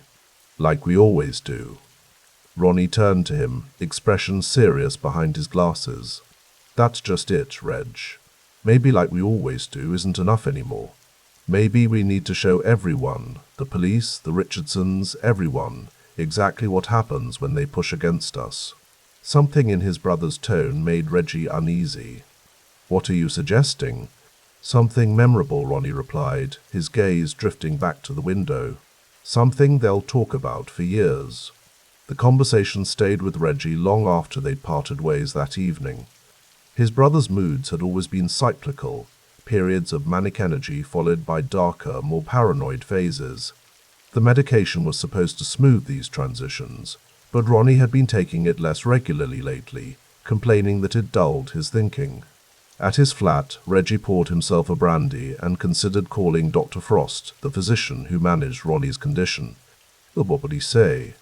That his brother, a feared gangster responsible for countless acts of violence, seemed a bit more inclined toward dramatic action than usual. The absurdity of it made him smile despite his concerns. The telephone rang, jarring him from his thoughts. Mr. Kray, came an unfamiliar voice. This is Nurse Jenkins from London Hospital. Your brother Charles asked me to call you. Reggie's grip tightened on the receiver. What's happened? It's your mother. She's had a fall. Nothing too serious. A broken wrist and some bruising, but she's quite shaken up. I'll be right there. Violet Kray, the twins' mother, had always been the emotional center of their world. Fierce in her devotion to her sons, she represented everything stable and good in their lives, willfully blind to the darker aspects of their business. At the hospital, Reggie found Charlie in the waiting room, looking tired and worried. She was coming down the stairs with shopping, Charlie explained. Missed her footing. Doctor says she'll be fine, but they want to keep her overnight for observation, given her age. Reggie nodded, relief washing over him. Have you told Ron? Couldn't reach him. He's not at his flat or any of the clubs. This wasn't unusual. Ronnie sometimes disappeared for hours, even days, usually turning up eventually with some new scheme or having resolved some business matter in his own particular way. I'll find him, Reggie said. You stay with Mum. It took 3 hours and calls to a dozen associates before Reggie tracked his brother to a small flat in Bow, owned by one of their more recent recruits. He found Ronnie sitting at a kitchen table with 4 other men, maps and diagrams spread before them. Ron, Reggie said from the doorway. A word? His brother looked up, annoyance flashing across his face before recognition set in. Reg, didn't expect you tonight. Clearly, Reggie replied, eyeing the papers on the table. Mum's in hospital. Took a fall. Ronnie was on his feet immediately, concern replacing all other emotions. Is she all right? Broken wrist. They're keeping her overnight. Charlie's with her. Without another word to his companions, Ronnie grabbed his coat and followed Reggie out to the car. Only when they were driving did Reggie ask the obvious question. What was that about back there? Those maps looked like bank layouts. Ronnie stared straight ahead. Just exploring options. Juan, nothing decided. Bank jobs aren't our style, Ron. Too much heat, too little return compared to what we're already doing. Maybe, but having options never hurts. They drove in silence for several minutes, the streets of East London sliding past in a blur of street lights and shadows. Finally, Ronnie spoke again. Everything's getting complicated, Reg. The police, the Richardsons, our own people watching us all the time. Sometimes I think a big move, something dramatic, might simplify things. Reggie glanced at his brother. Or it might bring everything down on our heads. Perhaps, Ronnie conceded. But wouldn't it be something to see? There was that gleam again. The dangerous brilliance that made Ronnie both the greatest asset and the greatest liability to their organization. Reggie said nothing more as they drove to the hospital, but he made a mental note to speak with Dr. Frost in the morning. The balance was shifting. and they couldn't afford to lose control, not with so much at stake. Violet Kray recovered quickly from her fall, her resilience a testament to the strength that had seen her raise 3 sons in the harsh environment of post-war East London. During her brief hospitalization, the twins were constant visitors, bringing flowers and chocolates, charming the nurses with their solicitous attention to their mother. To those who knew them only through these glimpses, the devoted sons, the sharply dressed businessmen, the nightclub celebrities, the Krays represented a success story. Local boys made good. Few outside their immediate circle understood the increasingly volatile reality behind the carefully constructed image. As 1965 progressed, the twins continued to expand their influence, pushing against established boundaries, both legal and territorial. Their methods grew more aggressive, their response to challenges more severe. Kidnappings became routine for settling serious disputes. Firearms appeared more frequently in everyday business dealings. Within the firm, Ronnie's unpredictability created an atmosphere of constant vigilance. Associates learned to read his moods, to anticipate his reactions, to navigate the minefield of his paranoia. Reggie, ever the stabilizing force, worked tirelessly to maintain order, to channel his brother's energy in productive directions, to preserve the empire they had built together. But the gap between image and reality was widening, creating vulnerabilities that would eventually prove fatal. For now, though, in the swinging London of 1965, the Kray twins remained untouchable, feared by their enemies, respected by their allies, a law unto themselves in a city on the cusp of transformation. As autumn approached, bringing cooler air and earlier sunsets, they sat together in their mother's kitchen. Eating the Sunday roast she insisted on preparing despite her still healing wrist. Charlie was there with his wife, along with a few trusted friends from the old neighborhood. It was a scene of domestic tranquility that contrasted sharply with the brothers' public and private lives. "More potatoes, Ronnie?" Violet asked, offering the serving dish. Ronnie smiled, a genuine smile, reserved only for his mother. "Always, Mum." For a few hours, in this small house on Valence Road, they were simply sons and brothers, part of a family bound by love and loyalty. Tomorrow would bring new challenges, new decisions, new consequences. But for now, this moment of peace was enough. Outside, London continued its restless evolution, unaware that the forces gathering around the Kray twins would eventually reshape the city's underworld forever. The balance between muscle and management was shifting inexorably, setting the stage for events that would echo through the decades to come. The rain washed London clean that March evening, a gentle patter against the windows of the Blind Beggar pub in Whitechapel. Inside, the warmth of bodies and cigarette smoke created a haze that hung just below the yellowed ceiling. The jukebox played softly in the corner, the latest Walker Brothers single competing with the murmur of conversation and the occasional clink of glasses. George Cornell sat at the bar, his broad frame hunched over a pint of bitter. He was a known face in the East End, a lieutenant in the Richardson gang from south of the river. The territorial line between North and South London had always been understood, if not respected. Tonight Cornell had crossed it. 2 nights earlier, the seams of London's underworld had begun to fray. At Mr. Smith's club in Catford, what started as pushing and shoving had escalated into something uglier. Richard Hart, one of the Kray's associates, lay dead, shot in the fracas. The balance had been disturbed, and in the cramped geography of London's criminal hierarchy, such disturbances rarely went unanswered. In a large house in Stoke Newington, Ronnie Kray paced across the thick carpet of his sitting room. His identical twin brother Reggie sat in an armchair, watching him with the patient gaze of someone who had spent a lifetime deciphering his mirror image. "He's at the Blind Beggar," Ronnie said, his voice oddly calm. "Cornell, sitting there bold as brass in our territory." Reggie took a long drag of his cigarette, the ember glowing brightly in the dimly lit room. "Let's think about this, Ron. There are smarter ways to handle it." "Smarter?" Ronnie stopped pacing. "He's sitting in our pub, drinking our beer, laughing at us. After what happened to Richard, The twins had built their reputation on calculated intimidation. Violence was a currency they spent carefully, always mindful of the exchange rate.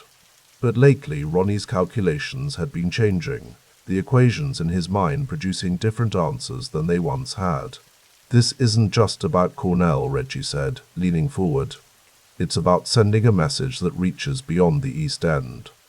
Ronnie nodded, a slight smile playing at the corners of his mouth. Exactly. It's time people remembered who we are." At 32, the Kray twins had established themselves as more than mere gangsters. They were London institutions, as recognizable in their way as Tower Bridge or Big Ben. Their nightclubs attracted celebrities. Politicians occasionally passed through their orbit.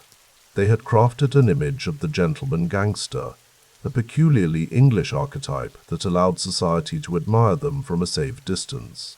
But beneath the tailored suits and the practiced charm there remained something harder, something that had been forged in the narrow streets of Bethnal Green, where they had grown up in the shadow of the war. "I'll take care of it," Ronnie said finally. "Get Ian Barry. Tell him to bring the Luger." Reggie exhaled a cloud of smoke, watching it dissipate in the air. He understood his brother better than anyone alive, understood the intricate machinery of his thoughts. Something had changed in Ronnie over the past year, a loosening of restraint, a willingness to test boundaries that had previously been respected. "This changes everything, Ron," Reggie said quietly. "You understand that?" Ronnie turned to look at his brother, his eyes glittering with something that might have been amusement, or might have been something else entirely. "Everything's already changing. England just won the World Cup. The Beatles are singing about paperback writers. The world's in colour now, Reg. Time we painted it our way." The black car moved smoothly through the rain-slick streets of East London. Behind the wheel, Ian Barry navigated the familiar roads with the confidence of a man who had grown up in their maze. Beside him, Ronnie Kray sat silently, the 9mm Luger resting in his lap like a sleeping animal. They parked a short distance from the blind beggar. The neon sign reflected in the puddles that had formed on the pavement, creating wavering pools of red and yellow light. "Remember," Ronnie said as they approached the pub. "2 shots in the ceiling first. Let them know we're not there for conversation." Barry nodded, his hand moving instinctively to check the weapon beneath his jacket. The door to the pub swung open, bringing with it a gust of warm air and the sound of laughter. For a moment, the scene was frozen in perfect normality. Men drinking, a woman behind the bar wiping glasses, the jukebox changing records. Then Cornell turned on his stool, his eyes widening slightly as he registered who had entered. The first 2 shots from Barry's gun tore into the ceiling, sending plaster dust drifting down like snow. Conversations died instantly. Someone screamed. The woman behind the bar dropped the glass she had been holding, the sound of it shattering lost beneath the echoing report of the gunfire. Ronnie moved forward, the Luger raised. Cornell had not moved from his stool, perhaps frozen by shock or perhaps understanding that there was nowhere to run. Their eyes met briefly, a flicker of recognition, of understanding even, before Ronnie pulled the trigger. The bullet struck Cornell in the forehead. He fell backward, toppling from the stool to the tiled floor of the pub.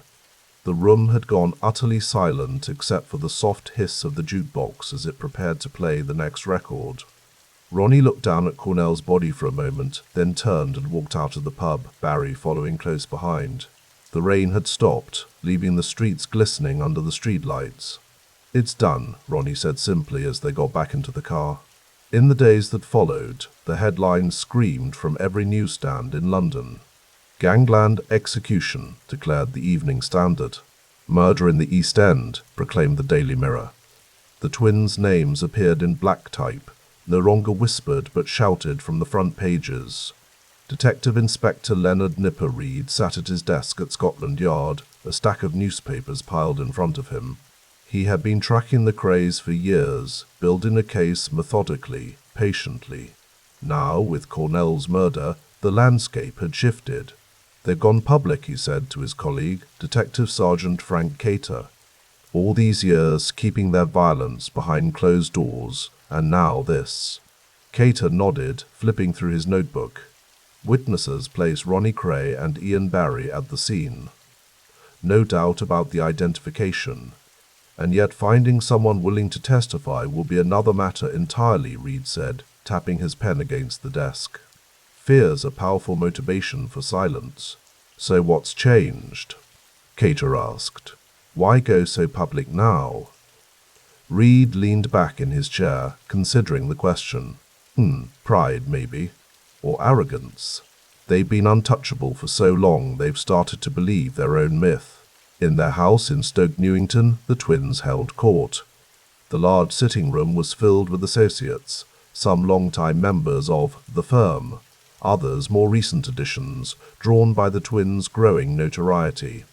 The papers are having a field day, Charlie Kray, the older brother, said as he set down a fresh bottle of scotch on the table. Unlike his younger brothers, Charlie had always operated more in the periphery of their enterprise, handling the legitimate side of their business affairs. Let them, Ronnie said, accepting a glass. People know our names now. Let them know what we're capable of as well. Reggie watched his brother from across the room. The Cornell killing had crossed a line, not just legally but strategically. For years they had cultivated relationships with politicians, with celebrities, with the press. They had been photographed with lords and ladies, had entertained film stars. That careful cultivation of respectability now seemed in jeopardy. Later that night, when the others had gone, Reggie confronted his brother in the kitchen. We need to be smart about this, Ron, he said, keeping his voice low. The police will be watching us like never before. Ronnie was making tea, a domestic task that seemed at odds with the events of the past few days. They've always been watching us, he said, not looking up. Nothing's changed. Everything's changed, Reggie insisted. Cornell wasn't just some nobody. And it wasn't just some backroom beating. You shot him in a public house in front of witnesses. Ronnie turned then, his expression unreadable. You think I went too far? It was a dangerous question, loaded with implications. The bond between the twins had always been the foundation of their power, the unbreakable core around which everything else revolved. To question that bond, to suggest a fracture, was to undermine the very thing that had made them what they were. I think we need to be careful, Reggie said finally. This kind of heat changes things. Ronnie nodded slowly, then turned back to his tea-making. We'll handle it, Reg. We always do. As spring turned to summer, the initial furor over Cornell's murder began to fade. The newspapers found new scandals to report. The public's attention shifted to England's World Cup campaign, and life in the East End continued its familiar rhythm. But beneath the surface, things had indeed changed. Detective Inspector Reed's surveillance had intensified, with officers noting the registration numbers of every car that visited the twins' homes, photographing everyone who entered or left. Informants were cultivated, promises of protection made. In the clubs and pubs controlled by the Krays, there was a new wariness in the air.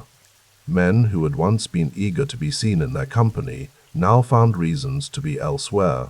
Conversations halted when they entered a room, only to resume with forced joviality.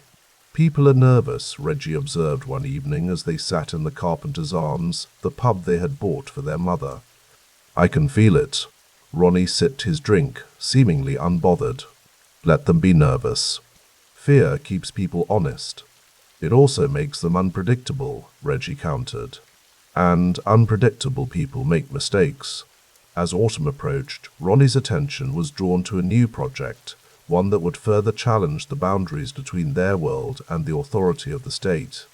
Frank Mitchell was a convicted armed robber serving a life sentence at Dartmoor Prison. Known as the Mad Axeman for his size and volatile temperament, Mitchell had become something of a cause célèbre in certain circles after a series of letters to the press arguing that his continued detention was unjust. Ronnie had met Mitchell years earlier and had developed an odd kinship with the man. In Ronnie's complex moral universe, Mitchell's treatment by the prison system represented an institutional cruelty that demanded a response. I'm going to get him out, Ronnie announced one day in October as he and Reggie drove through the East End. Reggie glanced at his brother, trying to gauge if this was a passing fancy or a genuine plan. Mitchell, from Dartmoor. You're talking about breaking a man out of prison. Not breaking him out, Ronnie clarified. He's on a work detail. Minimal security. Just a matter of having the right car in the right place at the right time. Reggie sighed, both hands gripping the steering wheel tightly. And then what? Where does he go? What happens when every copper in the country is looking for him? Ronnie smiled, looking out at the familiar streets passing by outside the window. We take care of him. Set him up somewhere quiet until the heat dies down. Then he disappears. Australia, maybe. Or America. This isn't like Cornell, Reggie said carefully. This isn't just challenging another gang. This is challenging the whole system. Maybe the system needs challenging, Ronnie replied. The plan came together over the following weeks. Contacts were made, arrangements set in place. On December 12th, a cold, clear day in Dartmoor, Frank Mitchell walked away from his work detail and into a waiting car. The news broke the following day. Ammon Hunt for escaped, ex-seaman declared the headlines. The Home Secretary was questioned in the House of Commons. Police roadblocks were established across Devon and Cornwall. But Mitchell was already in London, hidden in a flat in Barking, east of the city centre. Ronnie had arranged everything, food, clothes, even female company in the form of a blonde nightclub hostess who was paid to keep the fugitive entertained. What Ronnie hadn't anticipated was Mitchell's growing restlessness. Used to the strict routine of prison life, he found his newfound freedom disorienting. He began to make demands, to go out, to see friends, to contact his family.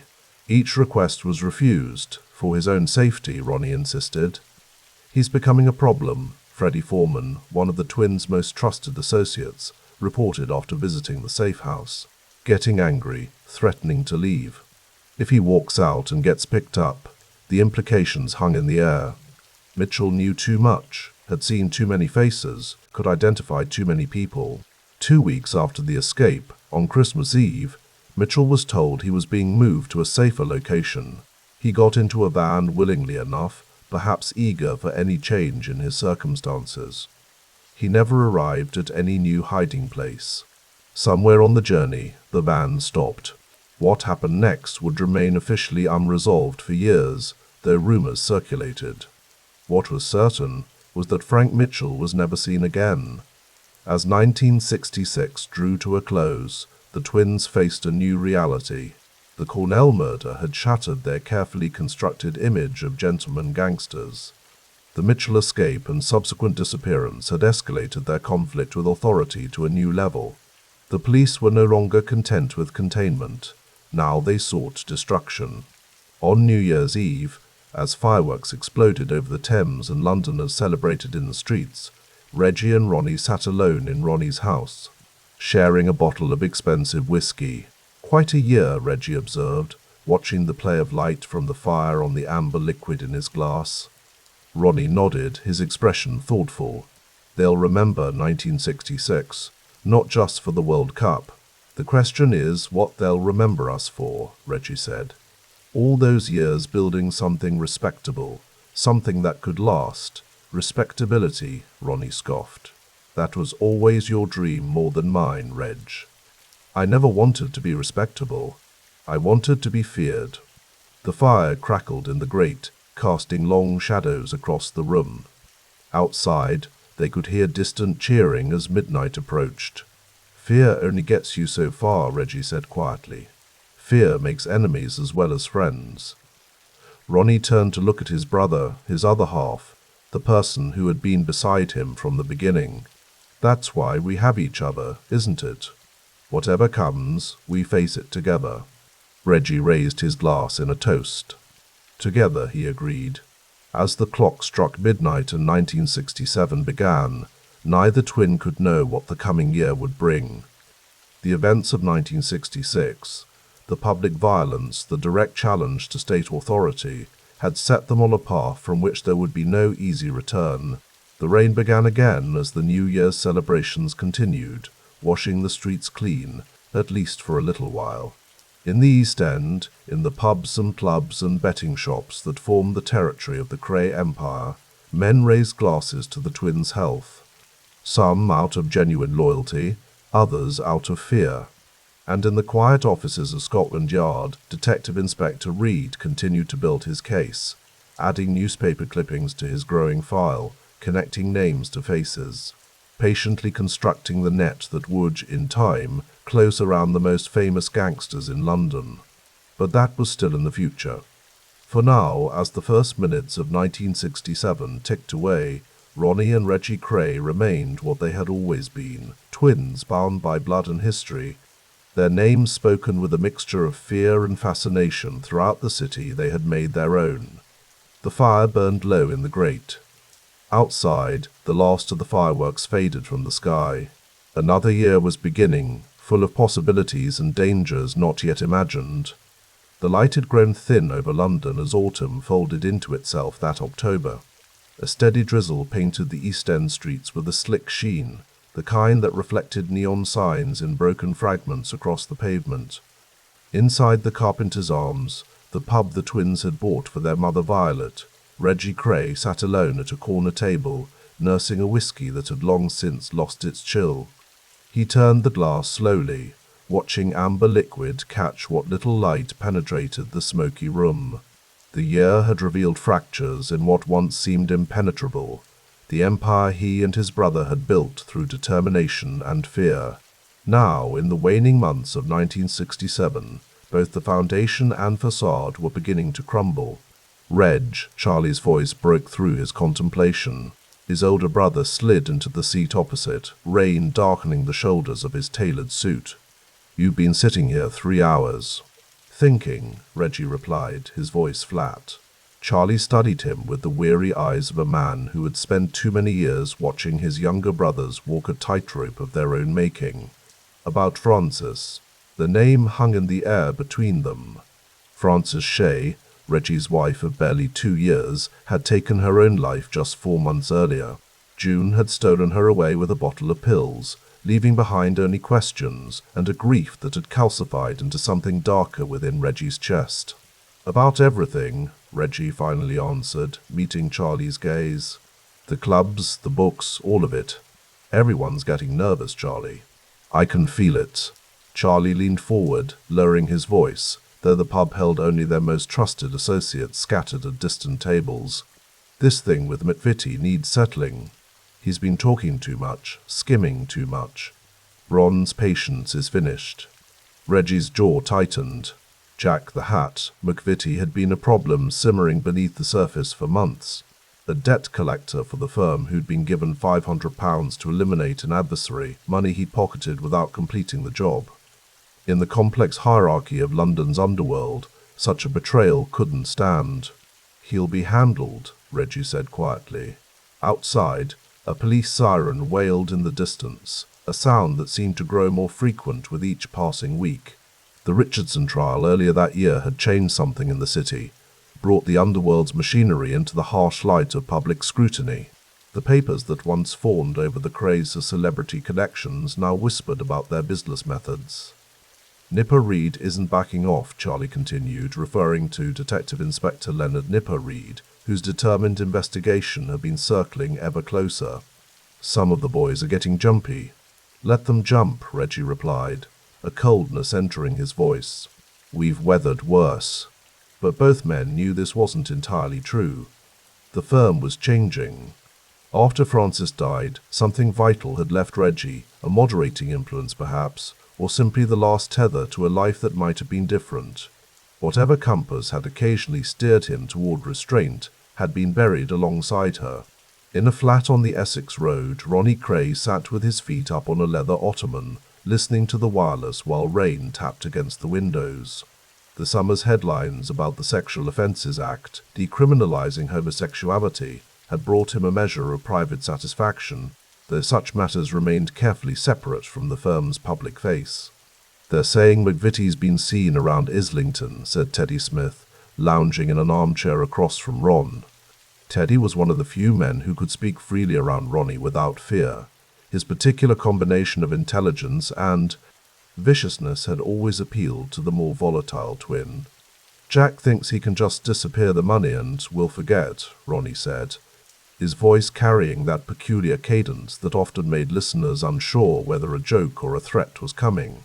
500 quid. Does he think we're running a charity? It's not just the money though, is it? Teddy observed, lighting a cigarette. It's what it says to everyone else. First Cornell at the beggar last year, then the Mitchell business, now this. People are watching. Ronnie's eyes narrowed behind his thick glasses. Let them watch. Fear keeps the books balanced. But both men understood the precarious position the firm now occupied.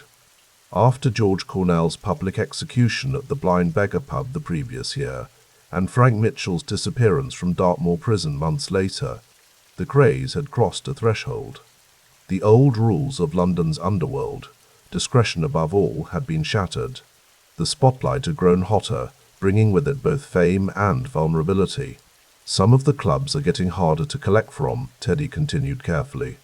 The Palermo's been light 3 weeks running.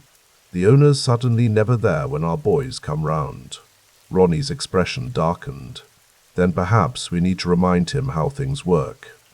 Already sorted, Teddy replied quickly. Paid in full yesterday. The silence that followed carried its own tension. Beyond the rain-streaked windows, London was changing. The pound's devaluation that November was squeezing businesses. Inflation was making debtors more desperate and thus more dangerous. The summer of love had brought a new mood to the city's youth, one less enamored with the gangster mystique that had served the Krays so well in earlier years. Ronnie reached for the whiskey bottle on the side table, pouring 2 generous measures. Get everyone together. Tomorrow night. We're going to settle the McVitie problem properly. The basement flat on Evering Road in Stoke Newington had low ceilings and walls the colour of old cigarette smoke. It belonged to Reggie's driver, Ronnie Bender, though he was rarely there. On the evening of October 29th, it served a different purpose, neutral ground for what was supposed to be a reconciliation. Jack the Hat, McVitie, arrived just after 9, his trademark hat tipped at a jaunty angle that belied the nervousness in his eyes. He'd been summoned to what he thought was a party, a chance to smooth things over with the twins after the misunderstanding about the £500. Jack. Reggie greeted him with a firm handshake and the smile that didn't reach his eyes. Glad you could make it. The flat was dimly lit, with several familiar faces from the firm scattered around. Tony and Chris Lambrianu, Ronnie Bender, Ian Barry. Music played softly from a record player in the corner, and glasses clinked as drinks were poured. Course, Reg, McVitie replied, trying to match Reggie's casual tone. No hard feelings about that business, eh? I've been meaning to sort it. Ancient history, Reggie said, guiding him further into the room with a hand on his shoulder. Drink? McVitie nodded, relief visibly washing over him. He accepted the glass, taking a long swallow of whiskey, his eyes darting around the room. Ron coming tonight? He'll be along, Reggie said vaguely, watching as McVitie loosened his tie slightly. The conversations in the room felt forced, ambient noise to fill the space until the true purpose of the gathering revealed itself. Outside, a light rain continued to fall, muffling the sounds of the city beyond the basement windows. What happened next would later be recounted in hushed tones across pubs and clubs throughout London. Reggie produced a gun, aimed it at McVitie's head and pulled the trigger. The gun jammed, a click that seemed to echo in the suddenly silent room. McVitie lunged forward, desperation giving him a momentary advantage as he grappled with Reggie. The struggle was brief but violent, bodies crashing against furniture, glasses shattering on the floor. And then, with terrible efficiency, Reggie produced a knife. What followed wasn't the clean execution of underworld justice the Krays had once prided themselves on. It was frenzied, brutal, a release of months of accumulated grief and rage. When it was over, Jack the Hat, McVitie, lay still on the basement floor, and every man in the room understood they were now bound by a shared, unforgivable knowledge. Get rid of it, Reggie said simply, straightening his cuffs with hands that barely trembled. His eyes held a hollowness that had become increasingly familiar since Francis's death.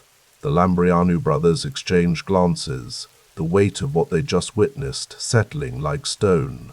This wasn't business. This was something else entirely. The control and calculation that had defined the Kray Empire was fraying at its edges, revealing something raw and dangerous beneath. November brought shorter days and longer shadows to London. In a booth at the back of the Double R Club, Albert Donahue, the firm's right-hand man who handled much of their legitimate business, sat opposite Reggie, sliding a sheet of paper across the table. "The numbers don't look good, Reg," he said quietly. "The Hideaway's down 40% from last month. The Kentucky's worse." Reggie scanned the figures, his face betraying nothing. Quanta and temerary. People get nervous, they stay home for a bit. It'll pass. It's not just the usual punters, Donahue continued carefully. Some of our regular partners are backing away. Bookies in Whitechapel saying they need more time to make payments. Club owners suddenly have cash flow problems. The unspoken reality hung between them. Fear had always been the currency of the Kray Empire, but McVitie's killing had changed the equation. Fear was curdling into something else, a calculation that association with the Krays might now be more dangerous than compliance. "And Tommy Brown's disappeared," Donahue added, referring to one of their longtime associates. "Word is he's talking to people he shouldn't be." Reggie's eyes hardened. "Find him." "That's not all," Donahue continued, leaning closer. "The other families are pulling back. The Italians, the Maltese crew, they're all creating distance. Nobody wants the heat." Outside the club's windows, London glittered with early Christmas decorations, oblivious to the power shifts occurring in the shadows. The Krays had once moved through the city like royalty, their clubs filled with celebrities, their protection rackets running like clockwork. Now, almost imperceptibly, the mechanism was beginning to fail. "We built this city," Reggie said after a long moment, his voice low and dangerous. "They don't get to walk away now." "It's not just them, Reg," Donahue said, choosing his words with care. "Some of our own boys are getting nervous. After Jack, they're wondering who's next." Reggie's hand tightened around his glass. "Loyalty isn't optional." "It never was," Donahue agreed. "But fear works both ways." In the quiet of his flat later that evening, Reggie stood at the window watching the rain-slicked streets below. 4 floors down, he could see the unmarked police car that had been stationed there for the 3rd night running, not even trying to be subtle anymore. The telephone rang, cutting through his thoughts. He crossed the room slowly, lifted the receiver. "It's me," Ronnie's voice came through, sounding unusually subdued. "We need to talk about Scotch Jack." Scotch Jack Dixon had been one of their most reliable lieutenants for years. That he was now a subject of concern told Reggie everything he needed to know about how quickly their inner circle was contracting. "Come by tomorrow," Reggie replied. "Not over the phone." After hanging up, he returned to the window, eyes drawn to a framed photograph on the side table. Francis on their wedding day in 1965. Her smile bright against the monochrome background. He'd thought he could build something lasting with her, something that existed outside the world he'd created with Ronnie.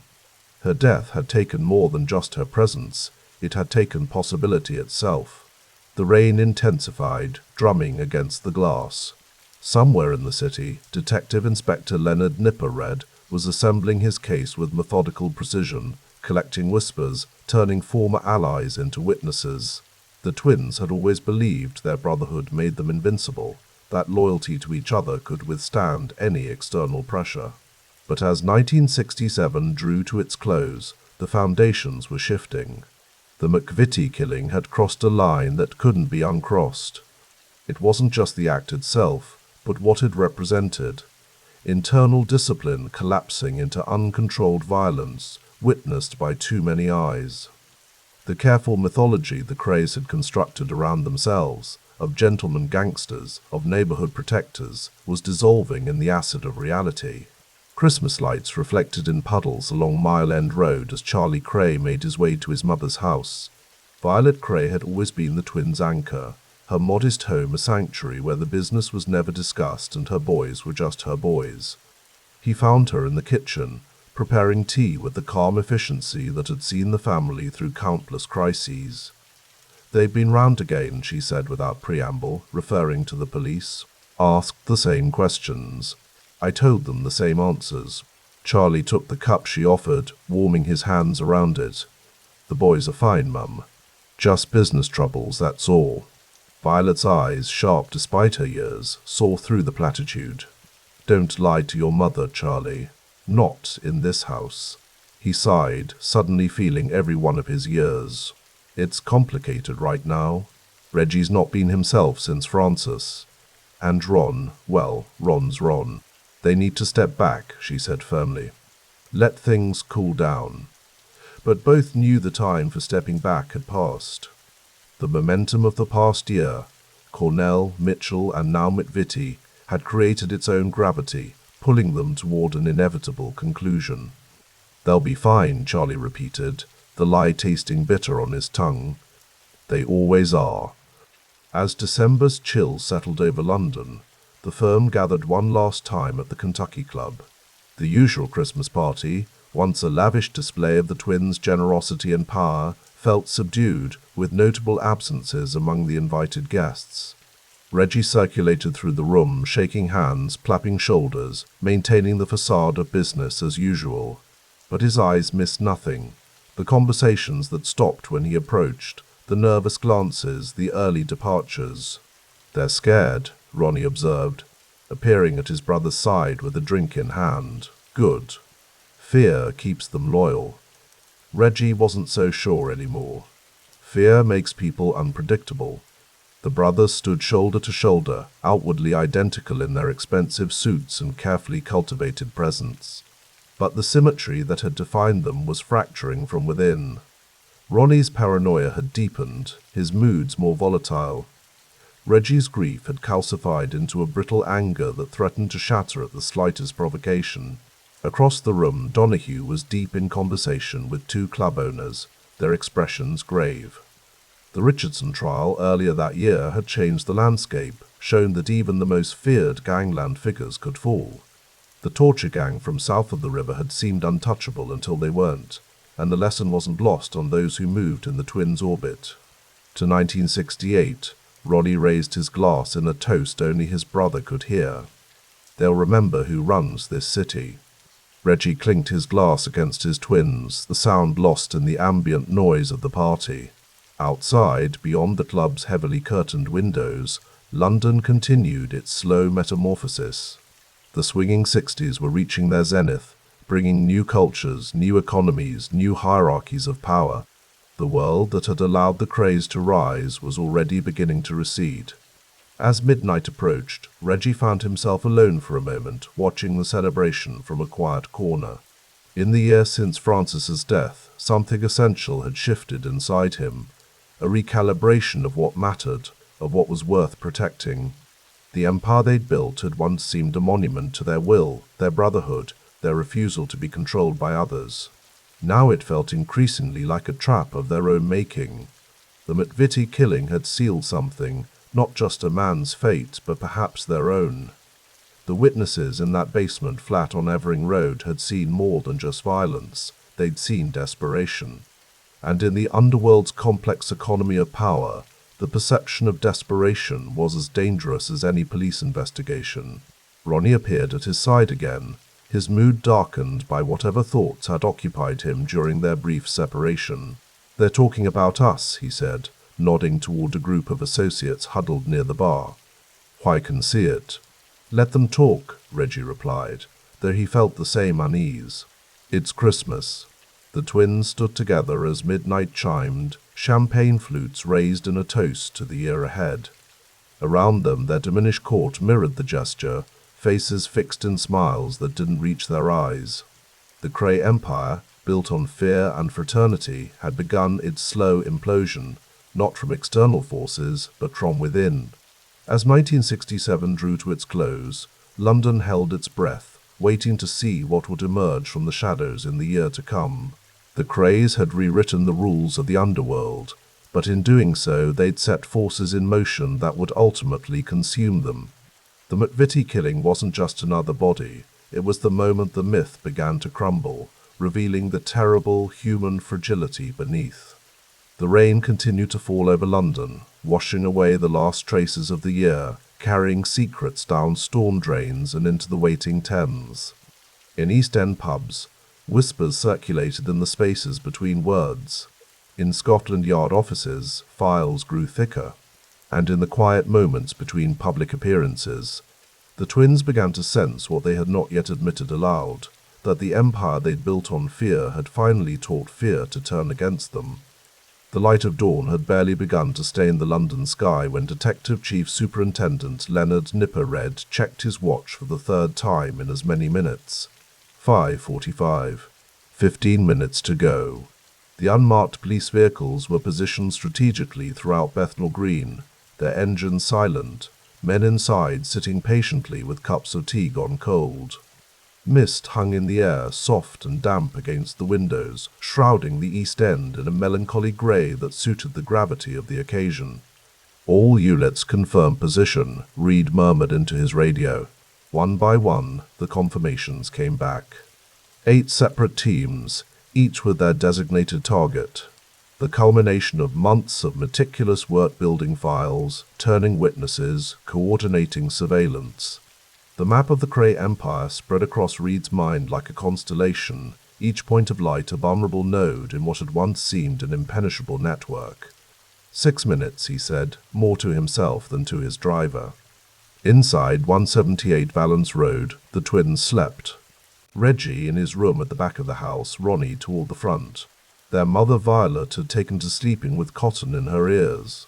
Her boys kept late hours, entertaining associates, making telephone calls well past midnight. The house that had been their fortress since childhood was quiet now, the living room with its photographs and knickknacks still in darkness. Reed's operation had been built on patience. His first attempt to bring down the Krays in 1964 had faltered against the wall of silence that surrounded the twins' witnesses who developed sudden memory problems. Evidence that disappeared, testimonies that changed overnight. But Reed had learned. This time he'd constructed his case differently, building a network of protected witnesses housed in safe flats across London, each with unlisted telephones, each moved regularly. Their statements taken by officers who understood that their lives depended on discretion. 2 minutes, Reed said. In Ronnie's dreams he was standing in the Blind Beggar again, though the scene kept shifting, faces blurring into one another. Sometimes it was Cornell looking at him with that half-smile, sometimes McVitie, sometimes faces he didn't recognize at all. Lately, Ronnie's sleep had been troubled by a sense of walls closing in.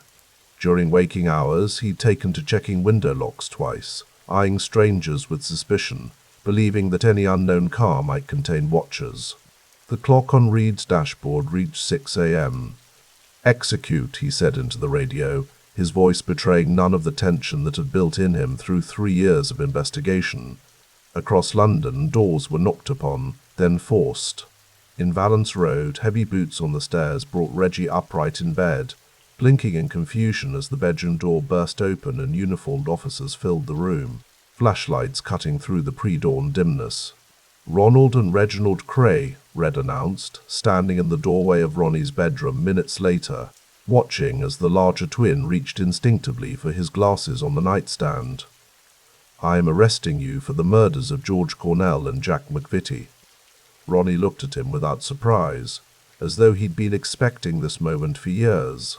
"You'll need to let me dress," he said, voice flat and practical. In the hallway, Violet Kray stood in her nightdress, watching as her sons were led from their rooms. "You're making a mistake," she told Reed, her voice steady despite the early hour and the shock. "My boys run businesses. They're good boys." Reed had heard variations of this statement for years, from publicans who claimed the twins were just local businessmen, from club owners who insisted they were merely security consultants, from politicians who'd been photographed smiling beside them at charity events. The myth of the Krays as misunderstood entrepreneurs, as East End Robin Hoods, had been carefully cultivated. But myths, Reed knew, could not withstand the weight of methodical evidence. Across London, the same scene played out in multiple locations. At their flats and houses, associates of the firm found themselves handcuffed and led to waiting police vehicles. Freddie Foreman, known as Brown Bread Fred, Albert Donahue, the firm's chief lieutenant, Big Pat Connolly, the heavy-set enforcer, Ronnie Hart, Ian Barry, and nearly 24 others. The synchronized raids had been planned with military precision, designed to prevent any warning calls, any opportunity to coordinate stories or destroy evidence. As the Kray twins were led from Valence Road in the strengthening morning light, curtains twitched in neighboring houses. East End faces watched from windows, expressions unreadable.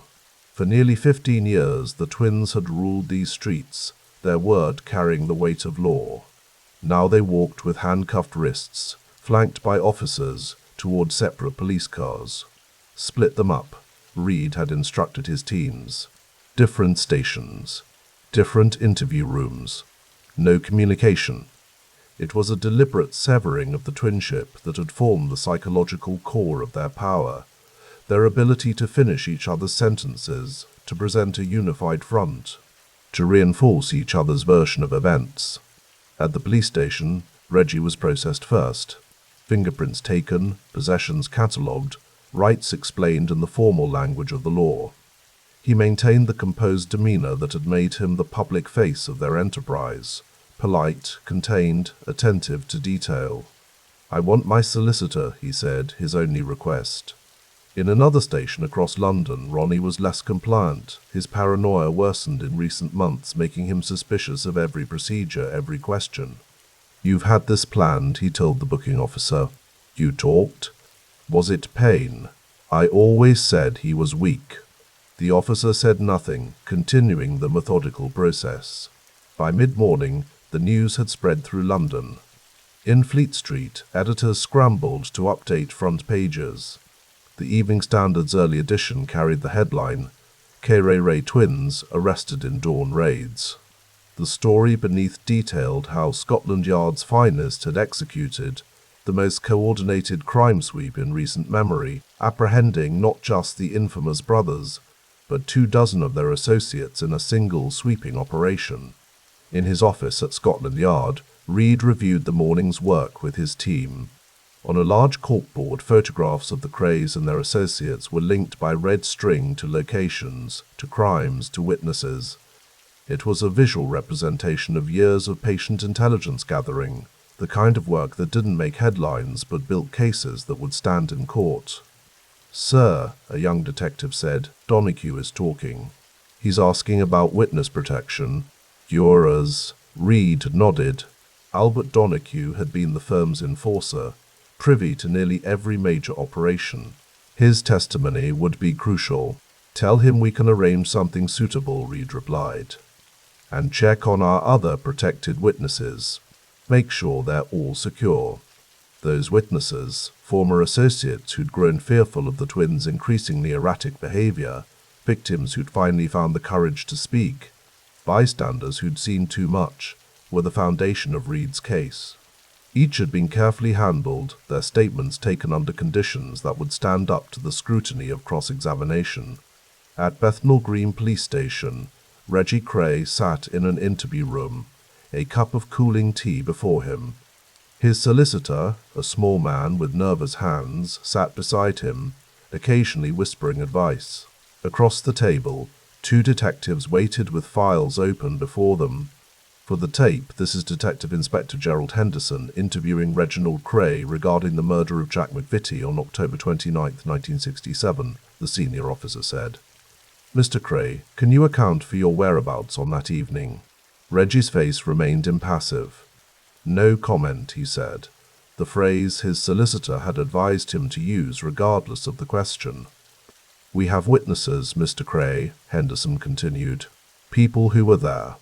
People who saw what happened at 97 Evering Road."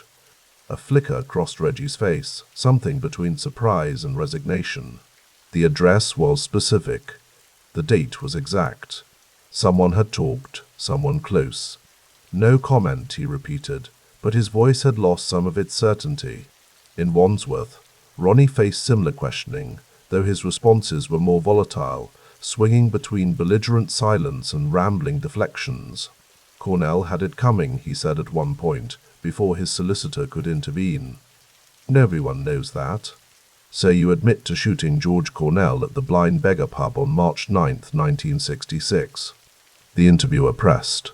Ronnie adjusted his glasses, his eyes narrowing. I admit nothing. I'm just saying there's context you're ignoring. Perhaps you could provide that context, the detective suggested. Ronnie's solicitor leaned in. My client will not be answering further questions at this time. By afternoon, Reed had convened a meeting with the Director of Public Prosecutions. The evidence they had gathered was substantial. Witness statements, forensic reports, financial records showing the extent of the Kray empire of protection rackets, fraud and violence. We're proceeding with a voluntary bill of indictment, the DPP representative confirmed. Murder, conspiracy to murder, accessory to murder, and an array of lesser charges. The case is strong enough to bypass the usual committal proceedings. Red nodded, satisfied. The voluntary bill was a procedural mechanism rarely used, designed for cases where the evidence was so substantial that the usual preliminary hearings could be circumvented. It was a statement of confidence in the strength of their case. As evening fell across London, the landscape of power had already begun to shift. In Soho, club owners who had paid protection money to the firm for years cautiously told Kray enforcers that arrangements were on hold. At Esmeralda's barn, the casino the twins had used as their West End headquarters, staff watched as police officers arrived with warrants, removing files and financial records in cardboard boxes. The protection rackets that had been the twins' bread and butter began to unravel within hours. Without the threat of the Kray's retribution, victims found their courage. Telephone calls to Scotland Yard increased, publicans, shopkeepers and restaurant owners coming forward with stories of extortion stretching back years. In his cell at Brixton Prison, Reggie lay on a narrow bunk, staring at the ceiling. The reality of his situation was beginning to sink in. For the first time since childhood, he was separated from his twin for more than a few hours. The system had deliberately placed them in different facilities, understanding the psychological dependence that had been both their strength and their vulnerability. Reggie's thoughts turned to the future, calculating scenarios as he always had. If someone had talked about Mudviti, who else might have broken silence? What evidence did Reed truly have? Could their solicitors find procedural errors, witnesses who could be pressured into recanting? But beneath these tactical considerations lay a deeper understanding, a recognition that the machinery now in motion was unlike anything they had faced before. Reed had learned from his earlier failures. This time he had built his case methodically, protecting his witnesses, coordinating across departments that normally guarded their territory jealously. In Wandsworth, Ronnie was coming to similar conclusions, though his mind processed them differently. Where Reggie looked for strategic options, Ronnie sought betrayal. Who had talked? Who had broken the code? In his mind, he compiled a list of suspects, feeding his paranoia with imagined scenarios of disloyalty. The days following the arrests saw a parade of former associates deciding that cooperation offered better prospects than silence. Albert Donahue, once the twins' most trusted lieutenant, became a key witness, providing detailed accounts of the firm's operations, including the disposal of Frank Mitchell's body. Others followed: drivers who had transported weapons, club managers who had laundered money, enforcers who had carried out beatings at the twins' instruction. The media narrative shifted with remarkable speed. Newspapers that had once printed flattering photographs of the twins at charity events now published courtroom sketches that emphasized Ronnie's heavy brows and Reggie's cold stare. Articles that had described them as colorful East End characters now detailed their reign of terror. The celebrity gangster mythology they had carefully cultivated was systematically dismantled, replaced by a portrait of dangerous criminals who had held London's East End in a grip of fear for over a decade. 1 week after the arrests, Reed received a telephone call from a senior officer who had been skeptical of his methods. "I owe you an apology, Nipper," the man said. "Your approach has changed the game. The protection, the coordination, the patience. It's a template for future operations." Reed accepted the compliment with characteristic modesty. "The witnesses are the heroes here," he replied. "They risked everything to come forward." Indeed, the witness protection measures Reed had implemented were unprecedented in scale and thoroughness. Safe houses, regular relocations, armed escorts to and from court. These became standard procedure for those testifying against the Krays. It was a recognition that fear had been the twins' most effective weapon, and that neutralizing that fear was essential to justice. As May turned to June and summer settled over London, the dismantling of the Kray empire continued. Properties were seized, bank accounts frozen, front companies dissolved. The organizational structure that had taken 15 years to build collapsed in weeks, its foundation of intimidation washed away by the tide of testimonies and evidence. In Bethnal Green and Whitechapel, the streets adjusted to a new reality. Protection payments ceased, late-night visits from men in dark suits no longer dictated the terms of business. Some spoke of the twins with newfound criticism, while others maintained a careful silence, remembering how quickly fortunes could change. The case moved forward with uncharacteristic speed for the British legal system. By late summer, the voluntary bill of indictment had been accepted, and a trial date set for early 1969 at the Old Bailey.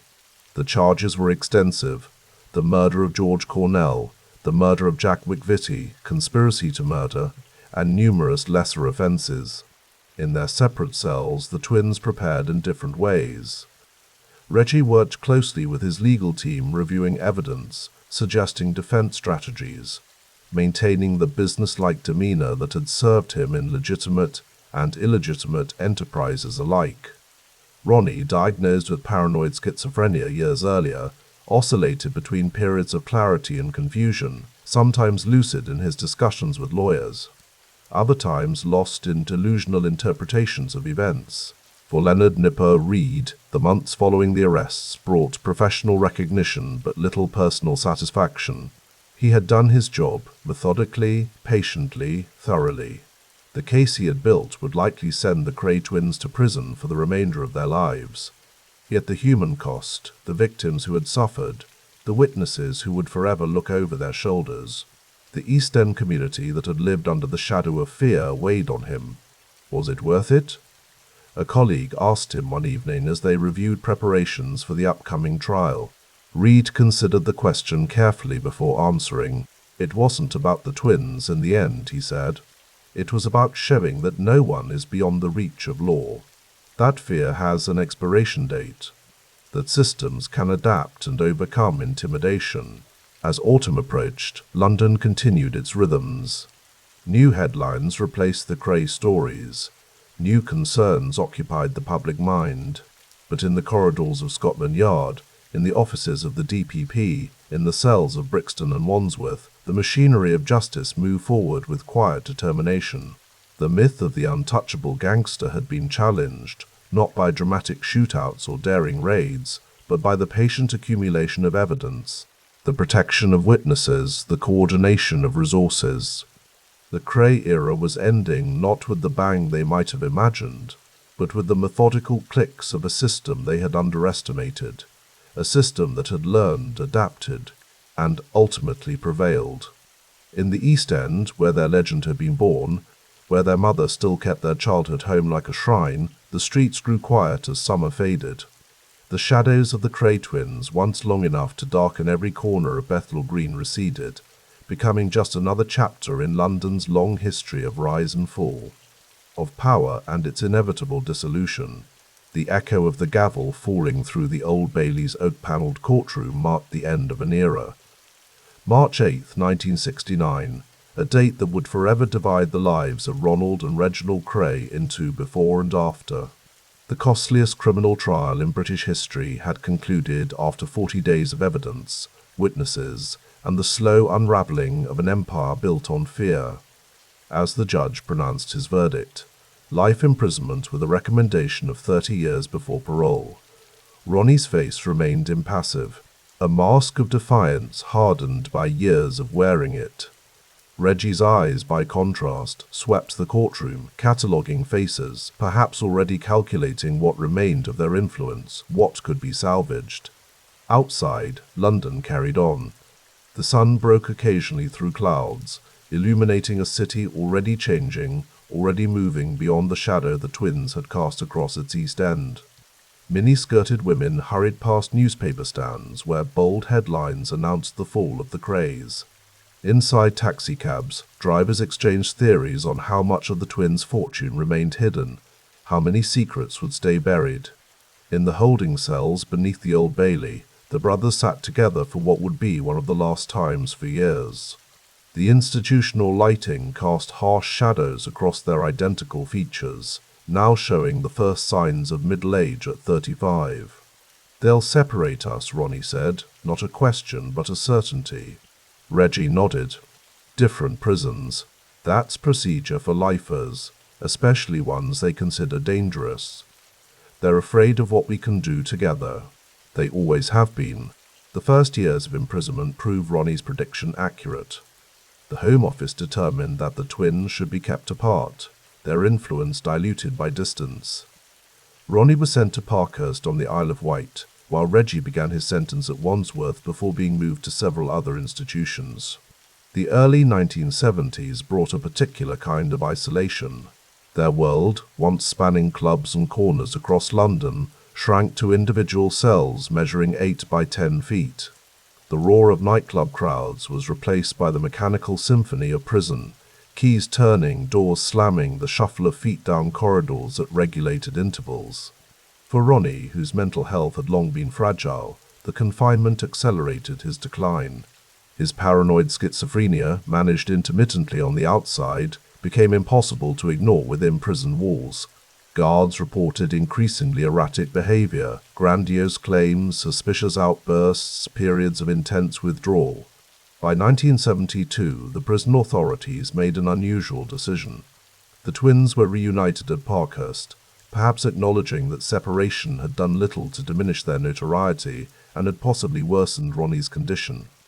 For a brief period, they occupied adjacent cells, falling back into the rhythms of twinship that had defined their lives. During exercise periods in the yard, other prisoners gave them a wide berth, both out of respect and uncertainty. The Kray name still carried weight, even behind bars. Younger inmates occasionally sought their approval, offering cigarettes or small prison luxuries, hoping for association with the legend. "They think we're royalty," Reggie remarked one afternoon as they walked the perimeter of the yard, their breath visible in the winter air. Ronnie snorted. "We are. More than those born to it. We built our kingdom. A kingdom we can't rule anymore, Ron. That's what they think." Ronnie's eyes, increasingly unfocused in recent months, suddenly sharpened. "They're writing about us out there. Films someday. They can lock us up, but they can't lock up the story." Reggie knew his brother was right about that, at least.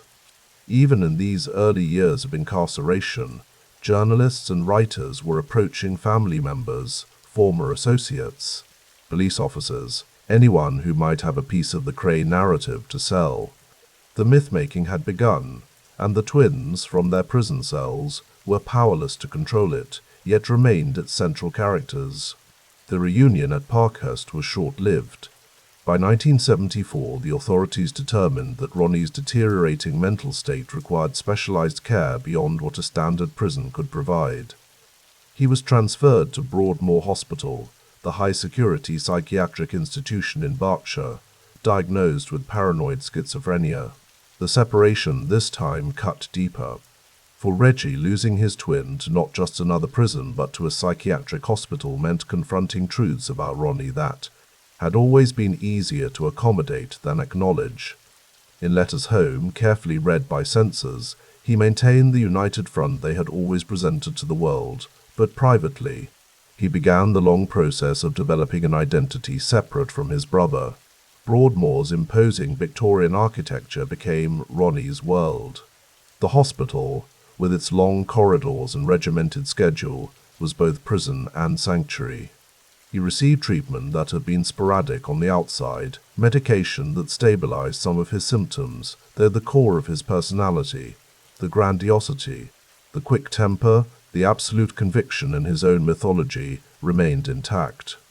In his therapy sessions, recorded meticulously in files that would remain sealed for decades, Ronnie rarely expressed remorse for the violence that had defined his career. Instead, he spoke of necessity, of a world that operated by certain rules, and of the respect that came from enforcing those rules without hesitation. "The doctors here think I don't know what's real," he told a fellow patient, a former accountant who had killed his family during a psychotic episode. "But I've always known. That's why they feared us. Reggie and me, we saw the world clearly when everyone else was pretending." Meanwhile, Reggie moved through the prison system, eventually settling at Maidstone in Kent. Unlike his brother, he adapted to prison life with the same calculation he had once applied to business. He kept himself physically fit, studied law books to understand the appeals process, and cultivated relationships with both inmates and guards that ensured a certain level of comfort within the confines of his sentence. The late 1970s brought changes beyond prison walls that would have been unimaginable in the twins' heyday. The East End they had known was transforming. Slum clearance accelerated, old neighborhoods demolished, communities dispersed to tower blocks and new towns. The physical landscape of their empire was being erased. In the void left by the Krays, other criminal organizations emerged, operating with less flash but equal efficiency. The lessons of the twins' downfall were not lost on this new generation. Avoid publicity, diversify operations, maintain distance from the actual dirty work. The police, too, had evolved, applying the methods pioneered during the Kray investigation to new targets, witness protection programs, financial forensics, multi-agency cooperation. As the 1980s dawned, bringing Margaret Thatcher's Britain with its emphasis on market forces and individualism, the twins became objects of renewed fascination. The very qualities that had made them criminals, ambition, entrepreneurial drive, a willingness to make their own rules, now resonated with an era celebrating self-made success. Books began to appear. John Pearson's The Profession of Violence in 1972 had set the template, offering a carefully researched account that neither glamorized nor completely condemned. Others followed, with varying degrees of accuracy and sensationalism. The twins, from their separate confinements, followed these publications with interest, occasionally sending corrections or complaints through their solicitors. Reggie, always the more articulate of the two, began work on his own account. Writing in his cell during the long evenings, he crafted a narrative that emphasized loyalty, family, and a certain code of honor. The manuscript, heavily edited before publication, became part of the growing Kray literature, contributing to the softening of their image from vicious gangsters to complicated anti-heroes. Visitors to both brothers reported similar preoccupations, a concern with how they were portrayed, how they would be remembered. Family members shuttled between Broadmoor and whichever prison currently housed Reggie, carrying messages, updates, and maintaining the connection that incarceration had strained but never severed. In Broadmoor, Ronnie developed routines that gave structure to endless identical days. He kept his cell meticulously neat, the same precision once applied to his appearance now directed toward his limited surroundings. He read newspapers, following world events with particular attention to crime stories. He received visitors, family mostly, but occasionally former associates who had avoided prosecution or served shorter sentences. To these visitors, he presented himself as unchanged, unbroken by confinement. He spoke of the past with undimmed pride, of former glories as if they were recent events. If he recognized that the world outside had moved on, that the London of the late 1980s bore little resemblance to the city he had known, he gave no indication. Reggie, by contrast, showed a greater awareness of time's passage. In his prison writings and in conversations with visitors, he reflected on changes missed, opportunities lost. The marriage to Francis that had ended so tragically with her suicide in 1967 remained a source of regret and sorrow. When, in rare, unguarded moments, he allowed himself to imagine a life beyond prison, it was one of quiet respectability rather than returned glory. As the 1990s approached, bringing with them new prospects of parole hearings for Reggie, public interest in the twins resurged. In 1990, the film The Krays was released, starring brothers Gary and Martin Kemp. The movie, while not shying away from the violence of the twins' career, nonetheless presented them with a certain tragic grandeur, emphasizing their close relationship with their mother Violet and the intense bond between them.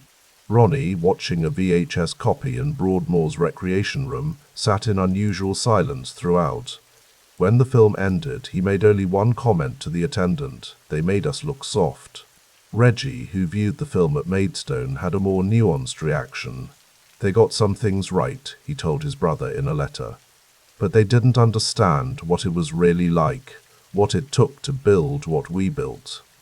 No one who wasn't there could understand that. The film sparked renewed debate about the twins' legacy. Cultural commentators noted the peculiarly British fascination with gangsters who presented themselves as gentlemen, who combined violence with a veneer of respectability. Academic papers were written, examining the Krays as social phenomena, as embodiments of class aspiration, as complicated icons of masculinity in post-war Britain. Through it all, through the books and films and scholarly analyses, the actual men aged in their separate institutions, their health gradually declining, their world shrinking further with each passing year. In 1993, Ronnie suffered a heart attack in Broadmoor. Though he recovered, the episode marked the beginning of a steeper decline. His weight increased, his mobility decreased, and the medications controlling his mental condition left him increasingly sedated. Visitors reported finding him disoriented at times, confusing past and present. For Reggie, this news brought a complex mixture of emotions, concern for his twins certainly, but also perhaps a private acknowledgement that Ronnie's deterioration offered him an opportunity to establish himself as the keeper of their shared legacy, the one who would shape how they were remembered. When, on March 17, 1995, Ronnie died of a heart attack at the age of 61, the news travelled quickly through the network of former associates, family members, and curious onlookers who had maintained interest in the twins through decades of imprisonment. Reggie, granted compassionate leave to attend the funeral, found himself momentarily back in the public eye, escorted by prison officers to say goodbye to his brother. The funeral at Chingford Mount Cemetery drew thousands, some there to pay genuine respects, others simply to witness the spectacle. The East End turned out in force, older men in sharp suits, younger ones who knew the Krays only as legend. Police maintained a discreet but visible presence, filming attendees from unmarked vehicles, noting who still came when a Kray called. For Reggie, the day was both public performance and private grief. Standing by the graveside, he presented the dignified face that had always been his role in their partnership. But those close to him reported a deeper devastation, not just the loss of a brother, but the severing of the twinship that had defined his existence from birth. Returning to prison after the funeral, Reggie faced a new reality. He was now the sole custodian of the Kray name, the only one who could speak with authority about their shared past. In the years that followed, he embraced this role, giving carefully controlled interviews, corresponding with writers working on new books about their lives, shaping the narrative even from his cell. The years after Ronnie's death brought increased illness for Reggie as well. Diagnosed with bladder cancer in 1997, he began the treatments that would dominate his final years. His appearances at parole hearings showed a man physically diminished but mentally sharp, still arguing for his release with the same persuasive skill he had once applied to business negotiations. In August 2000, after 32 years of imprisonment, Reggie was released on compassionate grounds. His cancer had progressed beyond treatment, and doctors estimated he had weeks rather than months to live. The man who walked out of prison bore little resemblance to the immaculately dressed figure who had entered it in 1969. Thin, stooped, his once handsome face gaunt from illness. He nonetheless managed to smile for the waiting press. His brief period of freedom was spent in a hotel in Norwich, where he married Roberta Jones, a woman who had begun corresponding with him during his imprisonment. The wedding photos showed a fragile man in a wheelchair, but one who had achieved a final victory, the right to die outside prison walls. On October 1st, 2000, Reggie Kray died at the age of 66. His funeral, like his brother's 5 years earlier, drew enormous crowds. The cortege passed through the East End streets where the twins had grown up, where they had established their empire, where their names still resonated decades after their power had ended. As the century turned, the Krays passed into history, their story complete. What remained was the mythology, carefully cultivated in life, assiduously maintained in imprisonment, and cemented by death. In the decades that followed, their names would continue to sell books, inspire films, draw tourists to East End gangland tours. But beyond the lurid headlines and dramatic retellings lay the more significant legacy, a watershed in British policing. The methods developed to bring down the Krays, witness protection, financial investigation, multi-agency cooperation, became standard procedure in tackling organized crime. The twins, who had seen themselves as untouchable, ultimately served as the catalyst for systemic changes that would make it harder for others to follow their path. In London's East End, where luxury apartments now rose where warehouses once stood, where trendy coffee shops replaced the pubs the twins had frequented, their ghosts lingered. Older residents still spoke of them with a mixture of fear and pride. They were ours, they were terrible, they were something. And in the quiet rooms of police colleges, in lectures on organized crime, in case studies of successful prosecutions, their names appeared in a different context, not as anti-heroes or folk devils, but as a lesson learned. A turning point when a city finally decided that no one, no matter how charismatic or connected, could place themselves above the law. The twins, who had lived by their own rules, who had built an empire on the belief that conventional authority could be defied, became in death the very thing they would have most despised. A cautionary tale told by the establishment, a chapter in the textbook of how justice eventually prevails. Yet perhaps they would have found satisfaction in one undeniable truth. Decades after their power ended, people still spoke their names. The legend, if not the men, proved impossible to imprison.